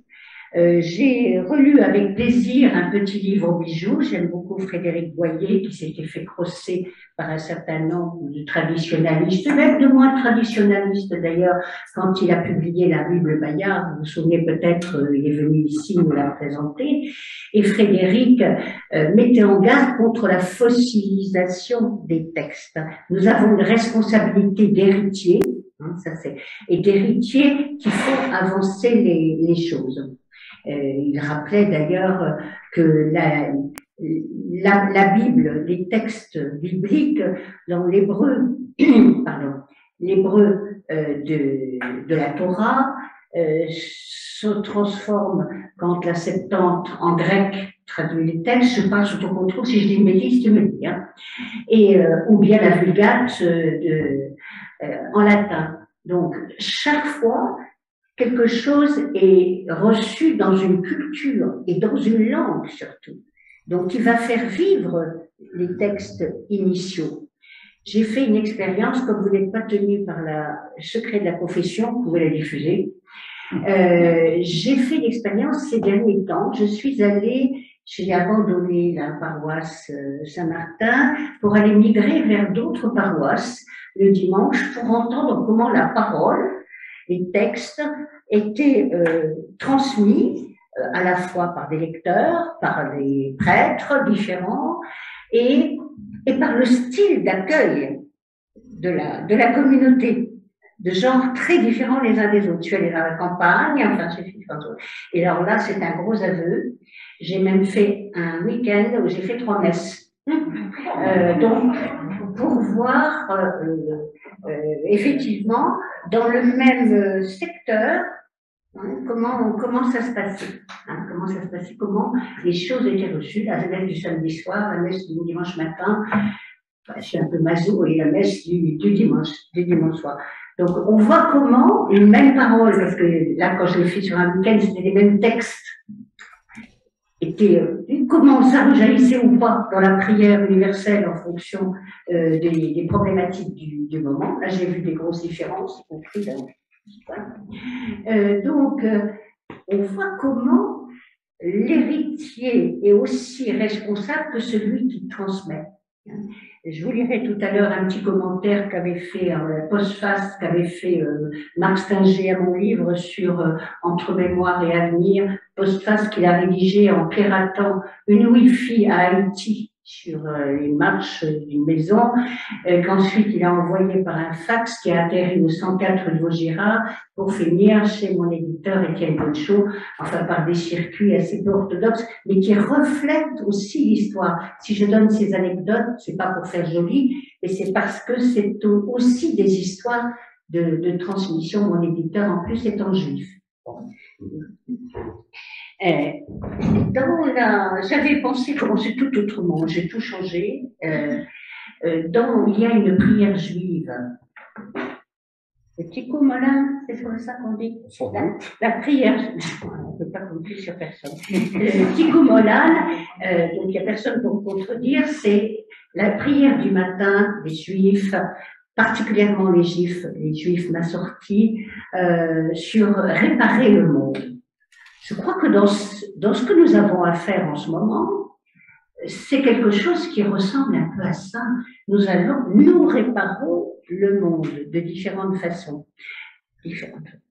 Alors, comme Laurent, j'avais incité Laurent à maintenir l'Esprit Saint en démarrant, j'avais fait le choix, puis je suis passée à autre chose tout à l'heure, de lire non pas en opposition du tout, parce que c'est un texte d'une théologienne protestante, mais en complément, un petit texte qui est dans la problématique que nous avons. On croit toujours que la vie est derrière. On se fait du mal à penser en arrière. Grandir n'est pas fuir, mais choisir, élire son orient, consentir au vent qui souffle où il veut. On peut se raidir sous les bourrasques, se perdre dans la rébellion. On peut aussi s'assouplir et accueillir le miracle d'être emmené sur la terre des vivants par le souffle de tout instant. Le souffle a une majuscule dans le texte. Et comme je ne suis pas d'aussi mauvaise foi que vous pourrez l'imaginer, je vais quand même vous lire la petite exergue qui est en haut. Ce qui est né de l'esprit est esprit. Jean 1, 3, 6. C'est bien ça? Bon, voilà. Donc, je crois que là, dans cette mosaïque dans laquelle je vous invite à voyager avec moi, c'est quelque chose auquel je crois beaucoup, c'est que cette épreuve que nous vivons, mais il y en a eu, toute l'histoire de l'humanité est traversée par les épreuves, par les familles. Je suis imbattable, si vous le souhaitez, sur toutes les épidémies qu'on appelait à l'époque la peste, parce que c'était une traduction du latin, pestis, qui veut dire fléau. Et en réalité, ça recouvrait la typhoïde, la variole et effectivement la peste aussi. Donc ces épreuves, elles sont de tout le temps. La particularité de celle que nous vivons, c'est la rapidité des choses et l'information sur les choses, bien entendu. Mais comment on a surmonté ces épreuves? Et comment nous pouvons réparer le monde avec des prières si on s'en sent capable, mais surtout avec des bras et des cœurs pour s'engager dans différentes choses. Alors, sur cette notion de passé, j'étais allée flâner, puisqu'il s'agissait de relations avec la Bible. J'ai une petite faiblesse pour André Chouraki, que j'ai rencontré à une époque, dans un moment, mais ça n'était pas du tout dans un contexte de foi, avec le cardinal Danielou, dans les études de sciences politiques, avec André Neher. Et c'était le moment où se constituait la fraternité d'Abraham, c'est ça, hein, c'est ça. Bon. Donc, j'avais le cousin de ma maman qui s'appelait Monseigneur Duval, qui était aussi partie prenante lointaine dans cette histoire. Et donc, il y avait dans ce bouquet de personnes quelque chose qui était des hommes de transmission, mais d'une transmission qui n'était pas fossilisée et qui était extrêmement articulée avec différents courants de pensée. La fraternité d'Abraham, évidemment, si on relit l'histoire des fils d'Abraham, on voit bien la diversité des implantations et des orientations. Bon. Je voudrais dire deux choses. L'une sur la notion du titre qu'on a choisi, pourquoi relire le passé pour lire l'avenir, à la fois sur un plan individuel et sur un plan collectif. Sur un plan individuel, dans l'histoire individuelle, c'est mon côté psy qui parle là, un psychologue. Dans l'histoire individuelle, on sait combien dans notre passé, dans notre histoire familiale, notre histoire personnelle, va influencer le présent. Mais là aussi, nous n'en sommes pas, nous sommes responsables de ce que nous allons en faire. Alors, je vais convoquer la grand-mère de Jacques Saloué, que certains connaissent bien déjà dans la salle, qui disait « Où t'as ma fille, t'as ton derrière toi ». Hein. Et donc, moi, j'invite en thérapie à mettre son derrière devant, si je puis dire. C'est assez sportif du point de vue imaginaire, mais ça permet de travailler ce qui nous a nourris, ce qui nous a plombés. Et j'invite alors à ce moment-là Jean-Paul Sartre qui disait « Je suis pas responsable de ce qu'on a fait de moi, mais je suis responsable de ce que je fais de ce qu'on a fait de moi. » Donc là, c'est vraiment une invitation à ce passé qu'il est important de regarder les yeux ouverts, y compris dans l'actualité, de victimes, ou pas victimes, ou bien on n'est pas forcément obligé d'être victime de quelque chose. Mais comment notre passé nous influence dans le présent, que ce soit dans l'éducation des enfants, de leur rapport aux autres, sans forcément qu'il s'agisse de drame. Mais le passé est là. Alors, Elie Wiesel, que j'ai eu la chance aussi de connaître avant qu'il parte en Israël, disait « Un homme sans passé est plus pauvre qu'un homme sans avenir ». Ça m'a vraiment intriguée comme image. C'est comme s'il y avait quelque chose, un trou béant, l'idée d'un trou béant qui ne permet pas de construire à l'avenir. C'est pas les ruptures dans la transmission, parce que c'est toi, oui, ou alors c'est une double voix que j'ai entendue, peut-être qui évoquait la notion de... Ah ben si, c'est avec De Sutter, là. Oui, la notion de Sutter. C'est son départ, c'est ça, c'est son départ. Eh bien, je crois que dans nos vies, il y a des moments de vide qui peuvent être féconds. Alors après, on arrête la métaphore avec De Sutter parce que ça ira pas. Mais comment il y a des moments de vide dans notre existence, des pertes, des ruptures qui peuvent être extrêmement féconds. Donc, qu'est-ce que je fais? Il n'y a pas de transmission sans perte. Ça n'existe pas. On perd des choses, sinon, ça serait ce que disait Laurent, on risque d'une transmission fossilisée. Or, justement, à partir du moment où les choses sont vivantes, elles ont des pertes. Perdre pour faire place à la trouvaille des ailes poètes apollinaires. Alors, quelle trouvaille? Ça, c'est pas gagné, il faut s'y mettre et s'y coltiner. Sur un plan personnel, enfin de l'individu, vous avez une femme comme Anne-Ancelin Schützenberger, je me suis rendu compte qu'il y a quand même beaucoup d'auteurs qui étaient juifs dans cette histoire de transmission chez les psys, etc. Ce que je savais déjà, mais je le découvrais. Un Ancelin a écrit « Aïe mes aïeux ». Et c'est vraiment un best-seller de la réflexion de la psychogénéalogie. Comment nous pouvons être influencés? Déterminés, non. Moi, je ne crois pas à la détermination, mais je ne crois pas au destin, je crois à la destinalité que nous construisons à partir du matériau que nous avons et que nous voulons bien voir. Hein. La grand-mère de Jacques Salomé, qui est notre patrimoine national, international même, disait « Nous ne sommes pauvres de ce que nous ne savons pas que nous avons ». Donc nous avons des ressources individuelles et collectives bien sûr aussi, que nous pouvons mettre en nous. Donc comment ce passé familial, par exemple, qu'est-ce que je vais en faire pour que ce soit fécond? Je vous recommande la lecture d'un livre difficile à lire, « Fils de salaud », de Chalandon, là, qui sortit récemment, qui avait un père qui portait la casquette SS, la casquette milice, la casquette, etc. Et donc, qu'est-ce qu'il a fait de cet héritage-là, hein? Donc, on peut tous traîner les casseroles, mais qu'est-ce qu'on en fait, hein? Est-ce qu'on les laisse derrière, ou est-ce qu'on en fait une casserole? Ça peut faire de belles choses, hein, si on les mitonne.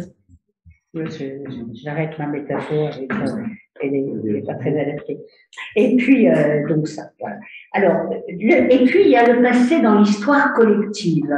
Alors, tout à l'heure, tu as évoqué quelque chose, mais je ne sais plus quoi, qui m'a fait penser, si tu as parlé je ne sais plus, ça fait rien. Il m'est venu à l'esprit, entre l'individuel et le collectif, il y a une vingtaine d'années, quand je travaillais sur le livre sur le sculpteur Shlomo Selinger, il y avait la Fondation Spielberg qui l'avait interviewé, lui et sa famille, lui rescapé des camps de concentration, retrouvé dans un tas de cadavres à la Libération et 7 ans d'amnésie. Et quand on interrogeait le petit-fils, qui s'appelle Élie, un beau nom comme ça, le petit-fils lui disait, il avait une dizaine d'années, « Tu sais où était ton grand-père pendant la guerre ?» Et Élie a répondu, il était esclave en Égypte. Alors ça, j'avais trouvé ça magnifique parce que il y avait cette collusion d'une histoire individuelle et d'une histoire collective. Alors, Goethe, notre poète, disait « Les peuples qui ne connaissent pas leur histoire sont condamnés à la revivre ». Alors, ça a été attribué à Karl Marx, à Goethe, ça a été pris aussi par Elie Wiesel. Bon, maintenant, c'est à nous, hein, on en fait vivre là-dedans.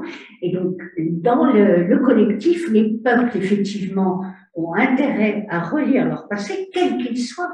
Hein. On voit tous les efforts qui sont faits, par exemple, dans la relecture de ce qui s'est passé au Rwanda, mais dans les différents pays d'Afrique, dans notre histoire collective. Il n'y a pas que Zemmour qui relie notre histoire collective, heureusement, parce que ça serait préoccupant. Il y a ce qui s'est passé dans l'esclavage. On reprend dans les guerres de religion, enfin, on a l'occasion de relire notre histoire, et notre histoire, elle commence ailleurs, hein, aussi, notre histoire récente. Il n'y a pas seulement l'histoire. Ça nous arrange parfois d'aller condamner nos ancêtres d'il y a 3 siècles ou il y a 2 siècles, mais regardons un peu la lecture de la semaine dernière dans l'actualité, ou il y a 15 jours, et on va voir les choses. Alors, j'ai eu le plaisir et la chance de travailler avec Claude Vigée, le poète juif décédé l'année dernière. Je fais partie de l'association des amis de Claude Vigée, qui était un juif alsacien extrêmement assimilé et qui m'a beaucoup touchée un jour en racontant cette anecdote. Il était allé chez des juifs assimilés, pas du tout pratiquants et même pas croyants en quelque chose. Bon. Mais qui faisaient un rituel une fois par an. Ils allaient à la fête de Kippour, comme les cathos allaient faire leur Pâques, etc. Et alors, il avait son châle de prière, et le petit-fils tire le châle de prière, il voit son grand-père qui faisait des signes appropriés, lui dit « Qu'est-ce que ça veut dire, grand-père » Le grand-père dit « Je sais pas, mais c'est important. » Qu'est-ce qu'il a transmis? Oui, ça c'est quelque chose qui m'émeut beaucoup. Qu'est-ce qu'il a transmis dans ce « c'est important » Il ne savait pas ce qu'il faisait, mais il transmettait quelque chose d'important. Claude a dit, j'ai attendu d'avoir 20 ans pour aller voir ce qui était important, chercher ce qui est important. Je suis devenu un grand théologien juif, exégète et spécialiste de Jésus. Vous êtes peut-être venu l'écouter, Dominique Roy l'avait fait venir il y a une quinzaine d'années. Il avait fait quelque chose d'absolument magnifique. Je crois que c'est Dominique, je ne suis pas sûre.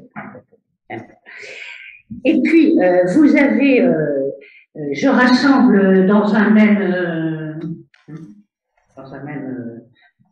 panier, Confucius et Robert Joltus. Alors, c'est connaître le passé, mais pour en faire quoi, hein? L'expérience est une lanterne, alors je cite Confucius, hein, l'expérience est une lanterne que l'on porte dans le dos et qui n'éclaire jamais que le chemin parcouru. Hein. Donc avec ça, ça ne va pas nous aider beaucoup. Par contre, le regard réflexif sur notre passé, comme l'a évoqué à plusieurs reprises Laurent, ça nous aide à construire notre passé. Et Robert Joltus, lui, estime que on agit, on ne transmet que de la vie. C'était ce que disait aussi Maurice Belay. On transmet du souffle et on transmet de la vie. Alors, on transmet des choses, on transmet des connaissances, on transmet des informations, hein, bien entendu, mais ce qui les pousse, c'est ce souffle qu'il va nous donner. Hein. Bachelard disait, le disciple n'est pas un vase qu'on remplit, mais un feu qu'on allume. Donc ça, ce sont des métaphores que j'aime beaucoup, c'est pour ça que je vous les diffuse, vous en faites ce que vous voulez, vous les gardez, vous vous en souvenez, vous les laissez de côté, mais pour moi, ce sont des choses qui donnent envie de transmettre. Alors, on ne va pas passer en revue tout ce qu'on peut transmettre, bien entendu, hein, sinon vous achetez mon livre, vous verrez. Mais nous avons à faire de notre vie une histoire, hein, une histoire individuelle et collective. C'est-à-dire que je construis ma vie, j'en fais une histoire individuelle et collective. Et j'humanise le passé pour construire l'avenir. Donc, je porte un regard d'humanité sur l'humanité au sens très large du terme pour pouvoir effectivement ensuite construire l'avenir. Alors, je voudrais convoquer aussi, certains étaient peut-être l'année dernière à la conférence de Carême c'était pour voir si vous suiviez. Juste avant le confinement, là, c'était la veille, hein, la veille, c'était Gabriel Nissim, un dominicain que j'avais fait venir et qui, c'était sur l'accueil de l'étranger. Et Gabriel, avec qui je travaille à Pax Christi par ailleurs, a dit quelque chose que je n'arrête pas de répéter de façon un peu compulsive, mais ça veut dire que ça me touche beaucoup et qu'on peut en faire quelque chose. Gabriel a dit, le tombeau n'était pas vide, il était ouvert. Et ça, c'est une forme de réflexion sur la transmission. J'ai ce vide, bien entendu, mais si j'en fais quelque chose d'ouverture, ça va donner ce que l'on sait par la suite du message évangélique. Ça va, je dis pas pour l'instant, tu me dis, hein. De toute façon, on va dire à nos comptes après.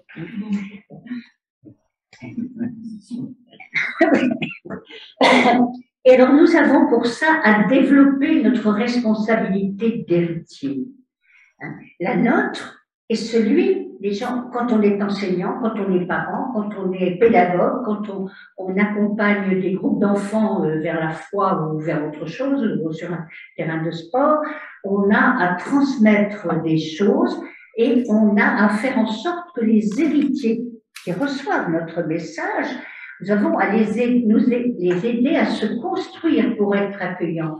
Ils vont en faire quelque chose.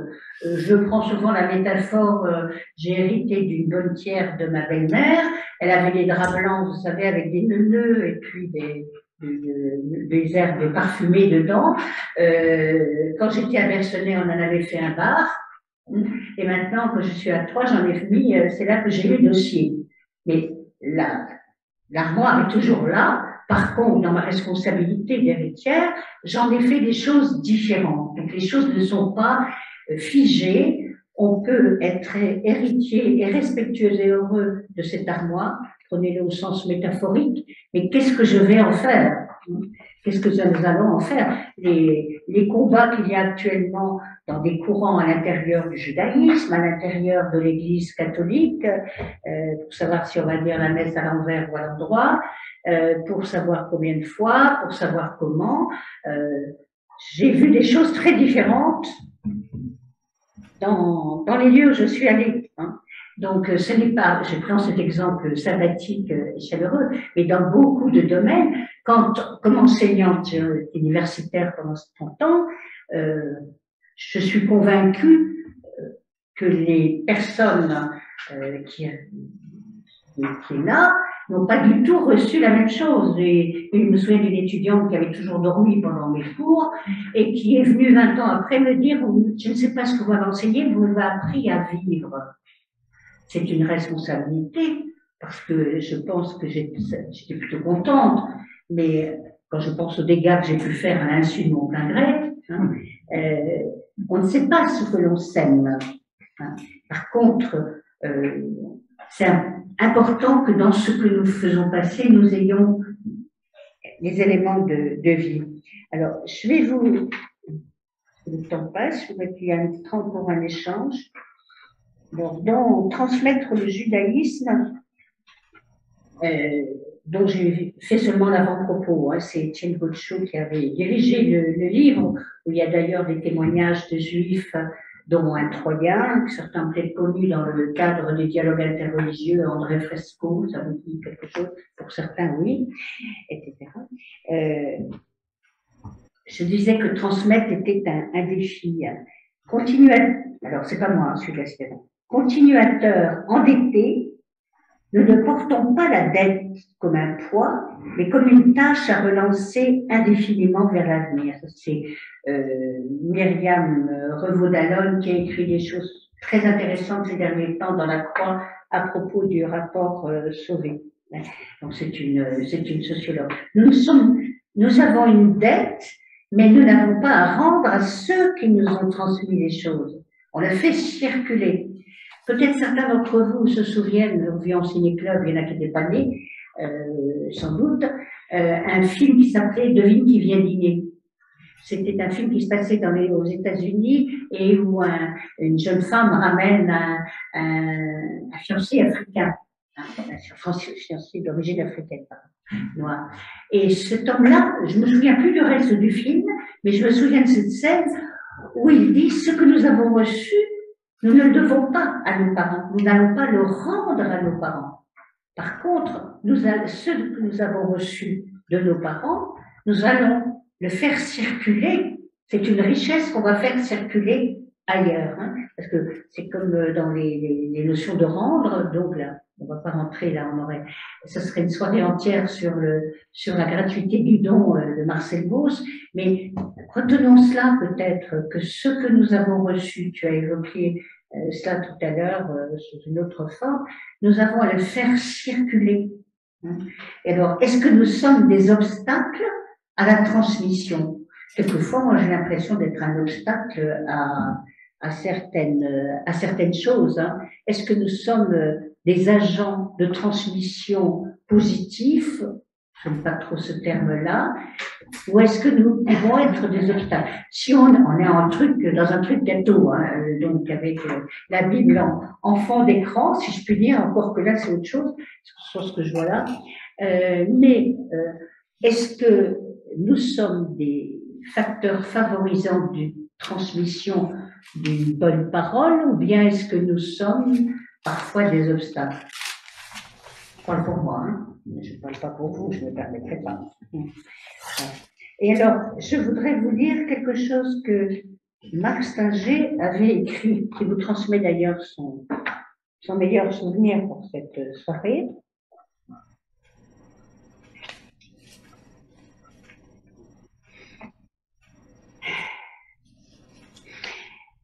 Il parle de la transmission. Celui-ci, le passage du relais, donc il souligne qu'on ne passe pas, on ne transmet pas comme on transmet le témoin dans une course de relais. On va transmettre un objet qui, à l'arrivée, sera toujours le même.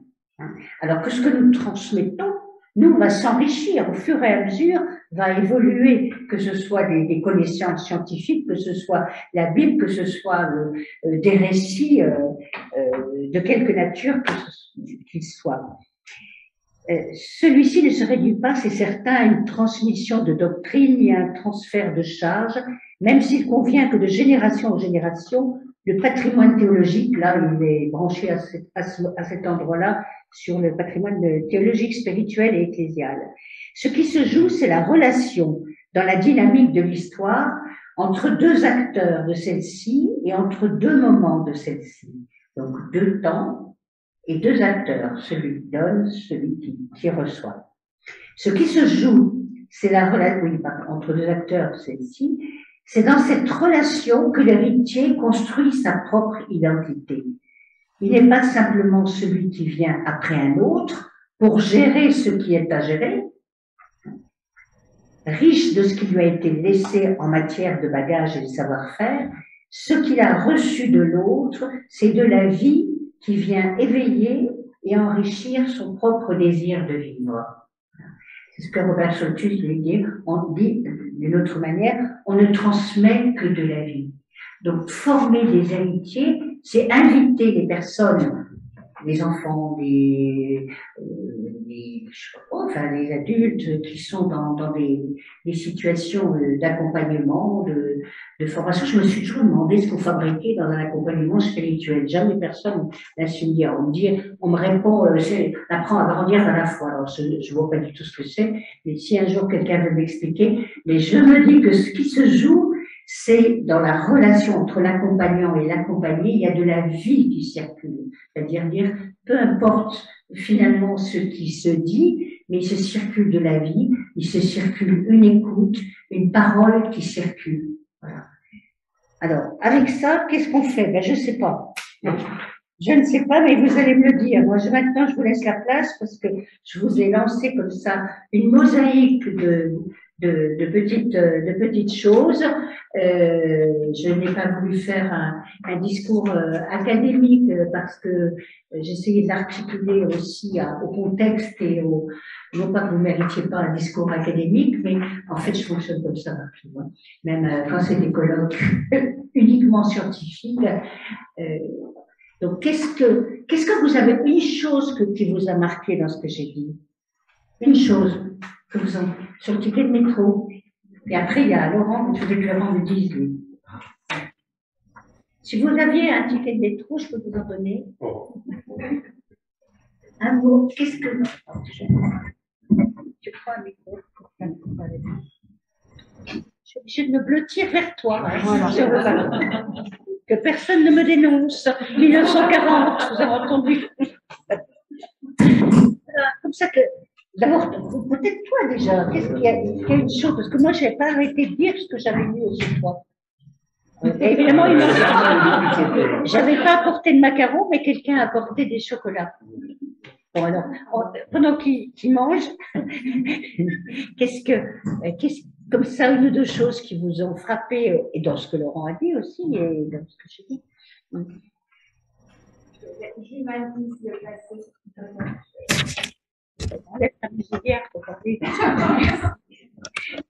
J'humanise le passé, je regarde le passé avec un regard d'humanité. Et ça me paraît difficile à faire.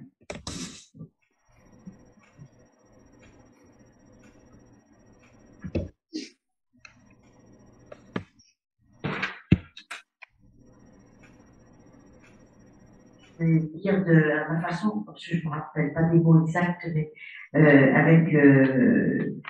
on a tous, et moi entre autres, des casseroles, comme tu disais, je suis responsable de ce que j'en fais.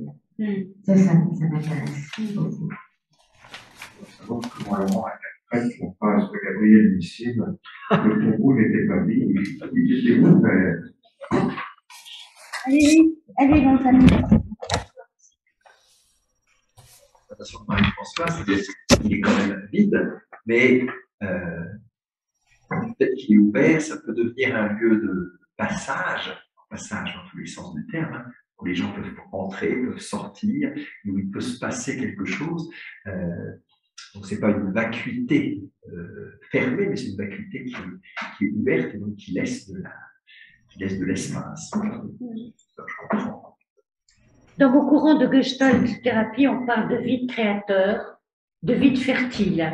Et chez les bouddhistes, on parle du vide médian. Donc, dans ce vide-là, moi, j'aurais nuancé le propos de Gabriel, mais j'aime bien la notion d'ouverture. Et alors, quand je fais des causeries sur la vieillesse, par exemple, j'en ai fait plusieurs, et que les gens me disaient, mais qu'est-ce que je vais faire du temps qui reste? Je dis, du temps qui s'ouvre, monsieur, madame, pas du temps qui reste. Et vous voyez là, la différence de positionnement. Bon. Mais je suppose que si tu poses la question, Vincent, c'est que ça te pose. Qu'est-ce que tu veux dire en posant cette question-là sur le tombeau de Gabriel Nissim? Gabriel Nissim, qui longtemps, vous le voyez peut-être, il a dirigé le Jour du Seigneur, il a été président de la CAT, du CCFD aussi. Enfin, bon, c'est un juif italien devenu dominicain. Tout est possible. Hein, Tout est possible. Tout est possible, oui. Vincent, mais je suppose que si la question t'a interpellé, la formulation t'a interpellé, c'est la première partie, le propos de oui.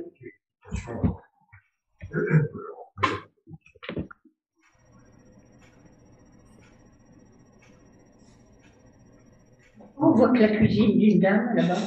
On n'a pas compris non plus. Ah, d'accord. Mais les gens vous voient. Ah bon, d'accord. Madame, elle va faire son pot-au-feu tout à l'heure. Elle a retenu la leçon qu'avec ses casseroles, il faut faire quelque chose de mieux. Moi, ce qui m'a fait responsabilité, aussi en même temps, sommes-nous des obstacles ou favorisons-nous la transmission? Pour moi, voilà, c'est deux choses que je retiens, deux questions à approfondir.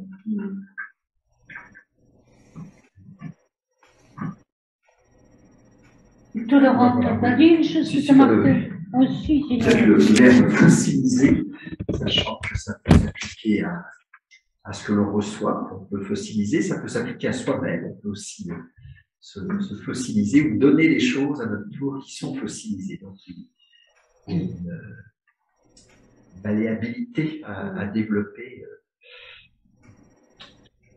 une parole sans esprit, ou un rite sans esprit, ou une loi sans esprit, une liturgie sans esprit, risque vite d'être fossile. Mais peut-être aussi qu'un esprit sans loi, sans rite, risquerait d'être évanescent. Enfin, on a besoin aussi. On a besoin vraiment. J'avais fait pour la maison d'outils de la pensée ouvrière quelque chose sur les rites, sur l'importance des rites qui nous structurent, qui ne fossilisent pas. Mais et j'étais en train de me dire qu'en fait, il y a des fossiles qui sont parlants.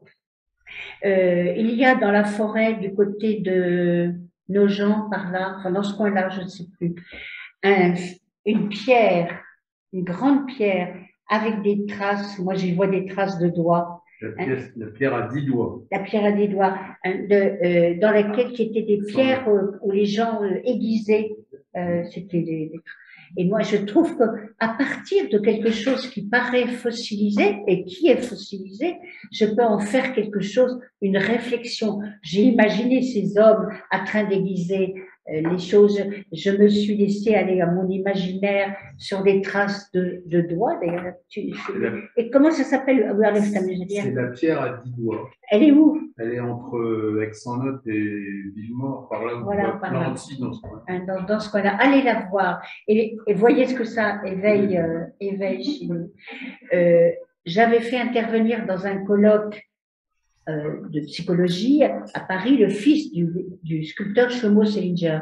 Rami est chirurgien en chirurgie réparatrice. Et il disait, mon père inscrit la mémoire dans la pierre, mais moi, j'aide les gens à tourner des pages. Mais en réalité, toute l'œuvre de Pierre, la vraie Pierre, hein, pas l'autre, pas le tien, de Pierre, est parlante.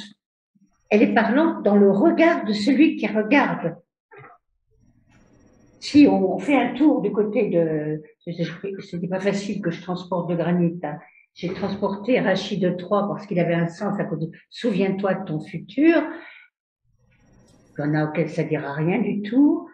Il y en a d'autres qui vont apprécier, d'autres qui vont dire, je n'aime pas du tout ce genre-là, etc. Mais si on faisait un petit brainstorming, on y trouverait des choses très différentes chez les uns et les autres, ou alors des analogies, ou des... Donc, on est responsable en tant qu'héritier de ce que l'on va ressentir quand nous sommes dans une rencontre, dans une contemplation d'un paysage, dans une lecture d'un texte. J'ai bien aimé ta manière de lire Deutéronome et les autres. Hein, c'est à toi, ça. Il y a une manière de le rendre. Il y a des gens qui m'ont fait bâiller. J'ai écouté les textes lus l'autre jour dans une église. J'ai bâillé, remarquez, j'ai profité pour penser à autre chose. Mais alors que vous avez de la vitalité, et c'est pas seulement une question de voix ou c'est une question de présence. Que ce qui est en continuité, moi je trouve, dans cette histoire d'héritage et de transmission, c'est quelque chose d'une présence, avec un petit P ou avec un grand P, ça, selon la couleur, hein, qui se transmet. On transmet quoi? De la vie, de la présence, de l'humanité, hein, et ensuite, qu'est-ce que l'on va en faire? Peut-être rien. Ou peut-être il y a des choses qui sont en dépôt. Quand Claude Vigée dit, il a fallu que j'attende d'avoir 20 ans pour entendre ce que ça voulait dire. Et moi, ça continue à m'émouvoir quand je relis, quand j'écoute Claude, c'est pas seulement parce qu'il est disparu, mais j'ai trouvé ça une phrase très, très forte, quoi. Combien de temps faut-il pour comprendre quelque chose, pour éprouver quelque chose, pour rencontrer quelque chose ou quelqu'un? Ah, il est là, hein, non? Oui, Michel. Un sage parmi les sages. J'espère que vous avez acheté son dernier livre. Sinon, ça ira mal. Hein. T'as pu pour mon livre? Ouais. Oui, bah écoute, j'arrête pas d'en acheter, de les offrir, alors je sais pas s'il y en a encore. Mais c'est les souris qui sont en train de manger, il faut se dépêcher. Ah oui, bah je vais venir en Ça chercher. fait rentrer la baby, maintenant je distribue. Voilà. En vous écoutant. Non, on peut laisser ton. Vous ne mangez pas dormi, c'est déjà pas mal. Je n'ai pas dormi. Oui, il n'a pas dormi. Bon, vous voyez. C'est la première chose, je vous en remercie. Deuxièmement, les paroles n'étaient pas trop difficiles. Alors, à mon âge, il faut rester facile. Et enfin, je me suis dit, mais parler, c'est bien. Mais le témoignage, le vécu est aussi une transmission. Et moi, j'ai eu un papa qui n'était pas du tout bavard et un grand-père pas beaucoup plus. Hein, il n'a jamais eu deux, tout le monde. Hein. Mon papa, il m'enseignait 3 choses le matin sans me dire. Premièrement, il se levait de bonne heure parce qu'il fallait aller très s'occuper des bêtes. Donc il se levait, il avait une grande chemise, on appelait ça un panel de chemise, donc panel, il allait jusqu'au genou. Nous, on couchait les gamins, on couchait dans la cuisine. Il arrivait là, dans sa grande chemise, il allait au buffet, il prenait une bouteille et commençait par se mettre dans un verre une bonne petite rasade de gnôle. C'est ce qu'on appelle du carburant pour la journée. Ayant accompli cette rite, il prenait une chaise. Il se mettait à genoux devant la chaise et s'appuyait sur la chaise. Et il restait pendant un temps notable, peut-être une dizaine de minutes, ce qu'on appelait dire ses prières. Et après ça... Comment il appelait ça? Dire ses prières. Avez-vous dit vos prières? On dit ça comme ça, dire ses prières. Et ensuite, eh bien, il allait s'occuper des bêtes dans l'écurie. Et seulement après, il venait s'occuper de nous. Mais nous qui étions réveillés, puisqu'il allumait la lumière, Je me suis toujours rappelé de ça. Il m'a jamais appris mes prières, mais de le voir prier, moi j'espère un homme de prière. Il buvait comme petite goutte, ce qui fait que moi j'ai horreur du curé d'Ars qui mangeait des patates qui faisaient cuire une fois par semaine. Pour moi, pas question. J'aime bien ce qui est bon. Et troisièmement, il était proche de la nature, avec ses bêtes. Et bien moi aussi, encore à mon âge, j'ai encore quelques volailles dont je m'occupe. Deuxièmement, mon grand-père avait, quand il a fait la guerre de 14, j'ai fait une petite brochure sur la vie de mon grand-père. Il écrivait sur des carnets tous les jours ce qu'il vivait pendant la vallée de tranchée. Et mon grand-père, il avait dans sa poche un briquet, un petit livre qui contenait que les évangiles du dimanche, et il avait son couteau. Et mon grand-père m'a donné à moi aussi, quand j'avais 7-8 ans, un couteau, en me disant avec ça, mon garçon, tu peux toujours te débrouiller. Il m'a donné, après ça, quand j'allais avec lui tous les jeudis, j'allais faire le bois, les sapins. Mon grand-père, il coupait avec sa hache les arbres, et moi, je ramassais les branches et je faisais le feu. Et il m'a appris ce que j'ai toujours écrit dans mes livres, à être un homme du feu. Un homme qui, dans sa vie, sait utiliser toutes choses pour réchauffer, nourrir ses frères. Alors, on peut rester là-dessus, peut-être. Et puis, qu'est-ce qu'il y a encore? Un petit évangile. Eh bien, il m'a, dans ce temps-là, on vendait les places à l'église. Je ne sais pas si vous avez connu ça. On vendait les places. Et il m'avait acheté une place à côté de lui, près d'un pilier, au 6e rang. Parce que mon grand-père n'était pas un homme de discours, ni un homme n'était pas un chanteur, c'était pas un lecteur, c'était ça, mais il était l'homme de l'évangile. Son petit livre lui a suffi pour faire de moi un homme, non pas des programmes, j'en ai eu des programmes dans ma vie pour convertir le monde, mais un homme de l'évangile. Voilà ce que m'ont ligué papa et mon grand-père Joseph.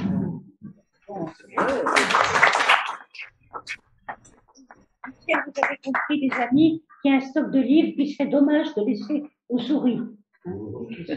Ça, c'est bon. Merci du témoignage qui montre la force du témoignage, ce témoignage-là, et qui dit la force du témoignage.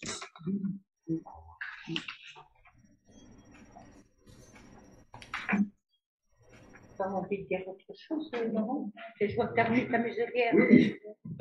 Tu as parlé à plusieurs reprises de mosaïque. Tu as dit que tu aimais bien dans ta façon de faire. Alors, tu sais quand même d'où vient le mot mosaïque. Oui. Moïse.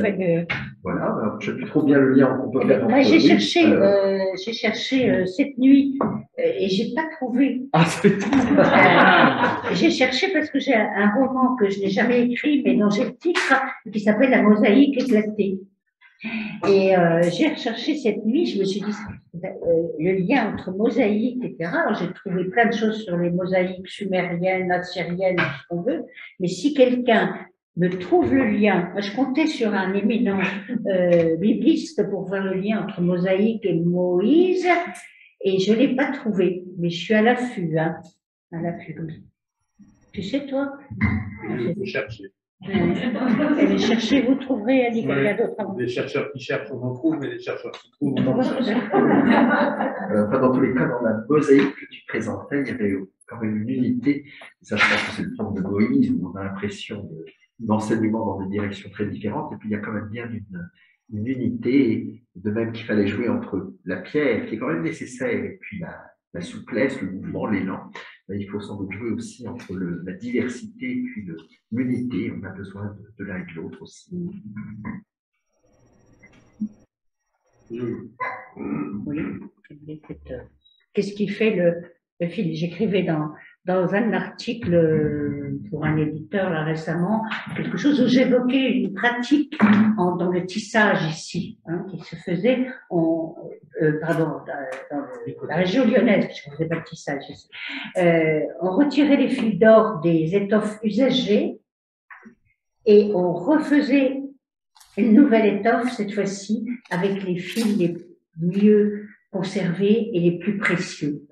Donc, je pense qu'on pourrait aussi utiliser cette métaphore pour notre réflexion, comment, dans ce qui nous est transmis, nous pouvons garder les fils d'or ou les fils précieux et en faire une étoffe à notre goût, voilà, plutôt que de gémir, de faire un mur des lamentations inutile. Alors, on fait quoi avec ça pour le futur, là, on a dit, pour la vie? Pour le futur. Hein. Oui, oui, non, mais pour la suite. Ouais. Juste annoncer la suite. Et puis, merci à tous les deux, en tous les cas, de cette transmission. Je ne sais pas ce qu'on va en faire, mais voilà, sans doute qu'on en fera quelque chose de différent, ce que j'ai entendu aussi, de différent. Et puis, voilà. Le pape a dit dans la préparation du synode qu'il fallait surtout ne pas se contenter de répéter ce qui a été déjà dit, ce qui a été déjà fait, mais qu'il faut innover. Ouais, innovons. Créatif. De vie créatif aussi. Et donc la prochaine, je prends mon anti-sèche, donc la prochaine rencontre, ça sera au mois de janvier, le 18 janvier. Et donc, Laurent sera toujours là. Et la deuxième voix sera celle de Vincent Hanard, qui se présente ce soir. Voilà. Et sur cette thématique, que faire de notre souffrance? Voilà. Eh bien, bonsoir à tous. Encore une fois, merci Marie-Françoise, merci Laurent. Bonsoir à ceux aussi qui sont au loin. Et bon retour pour ceux qui ont un peu de route à faire. Voilà.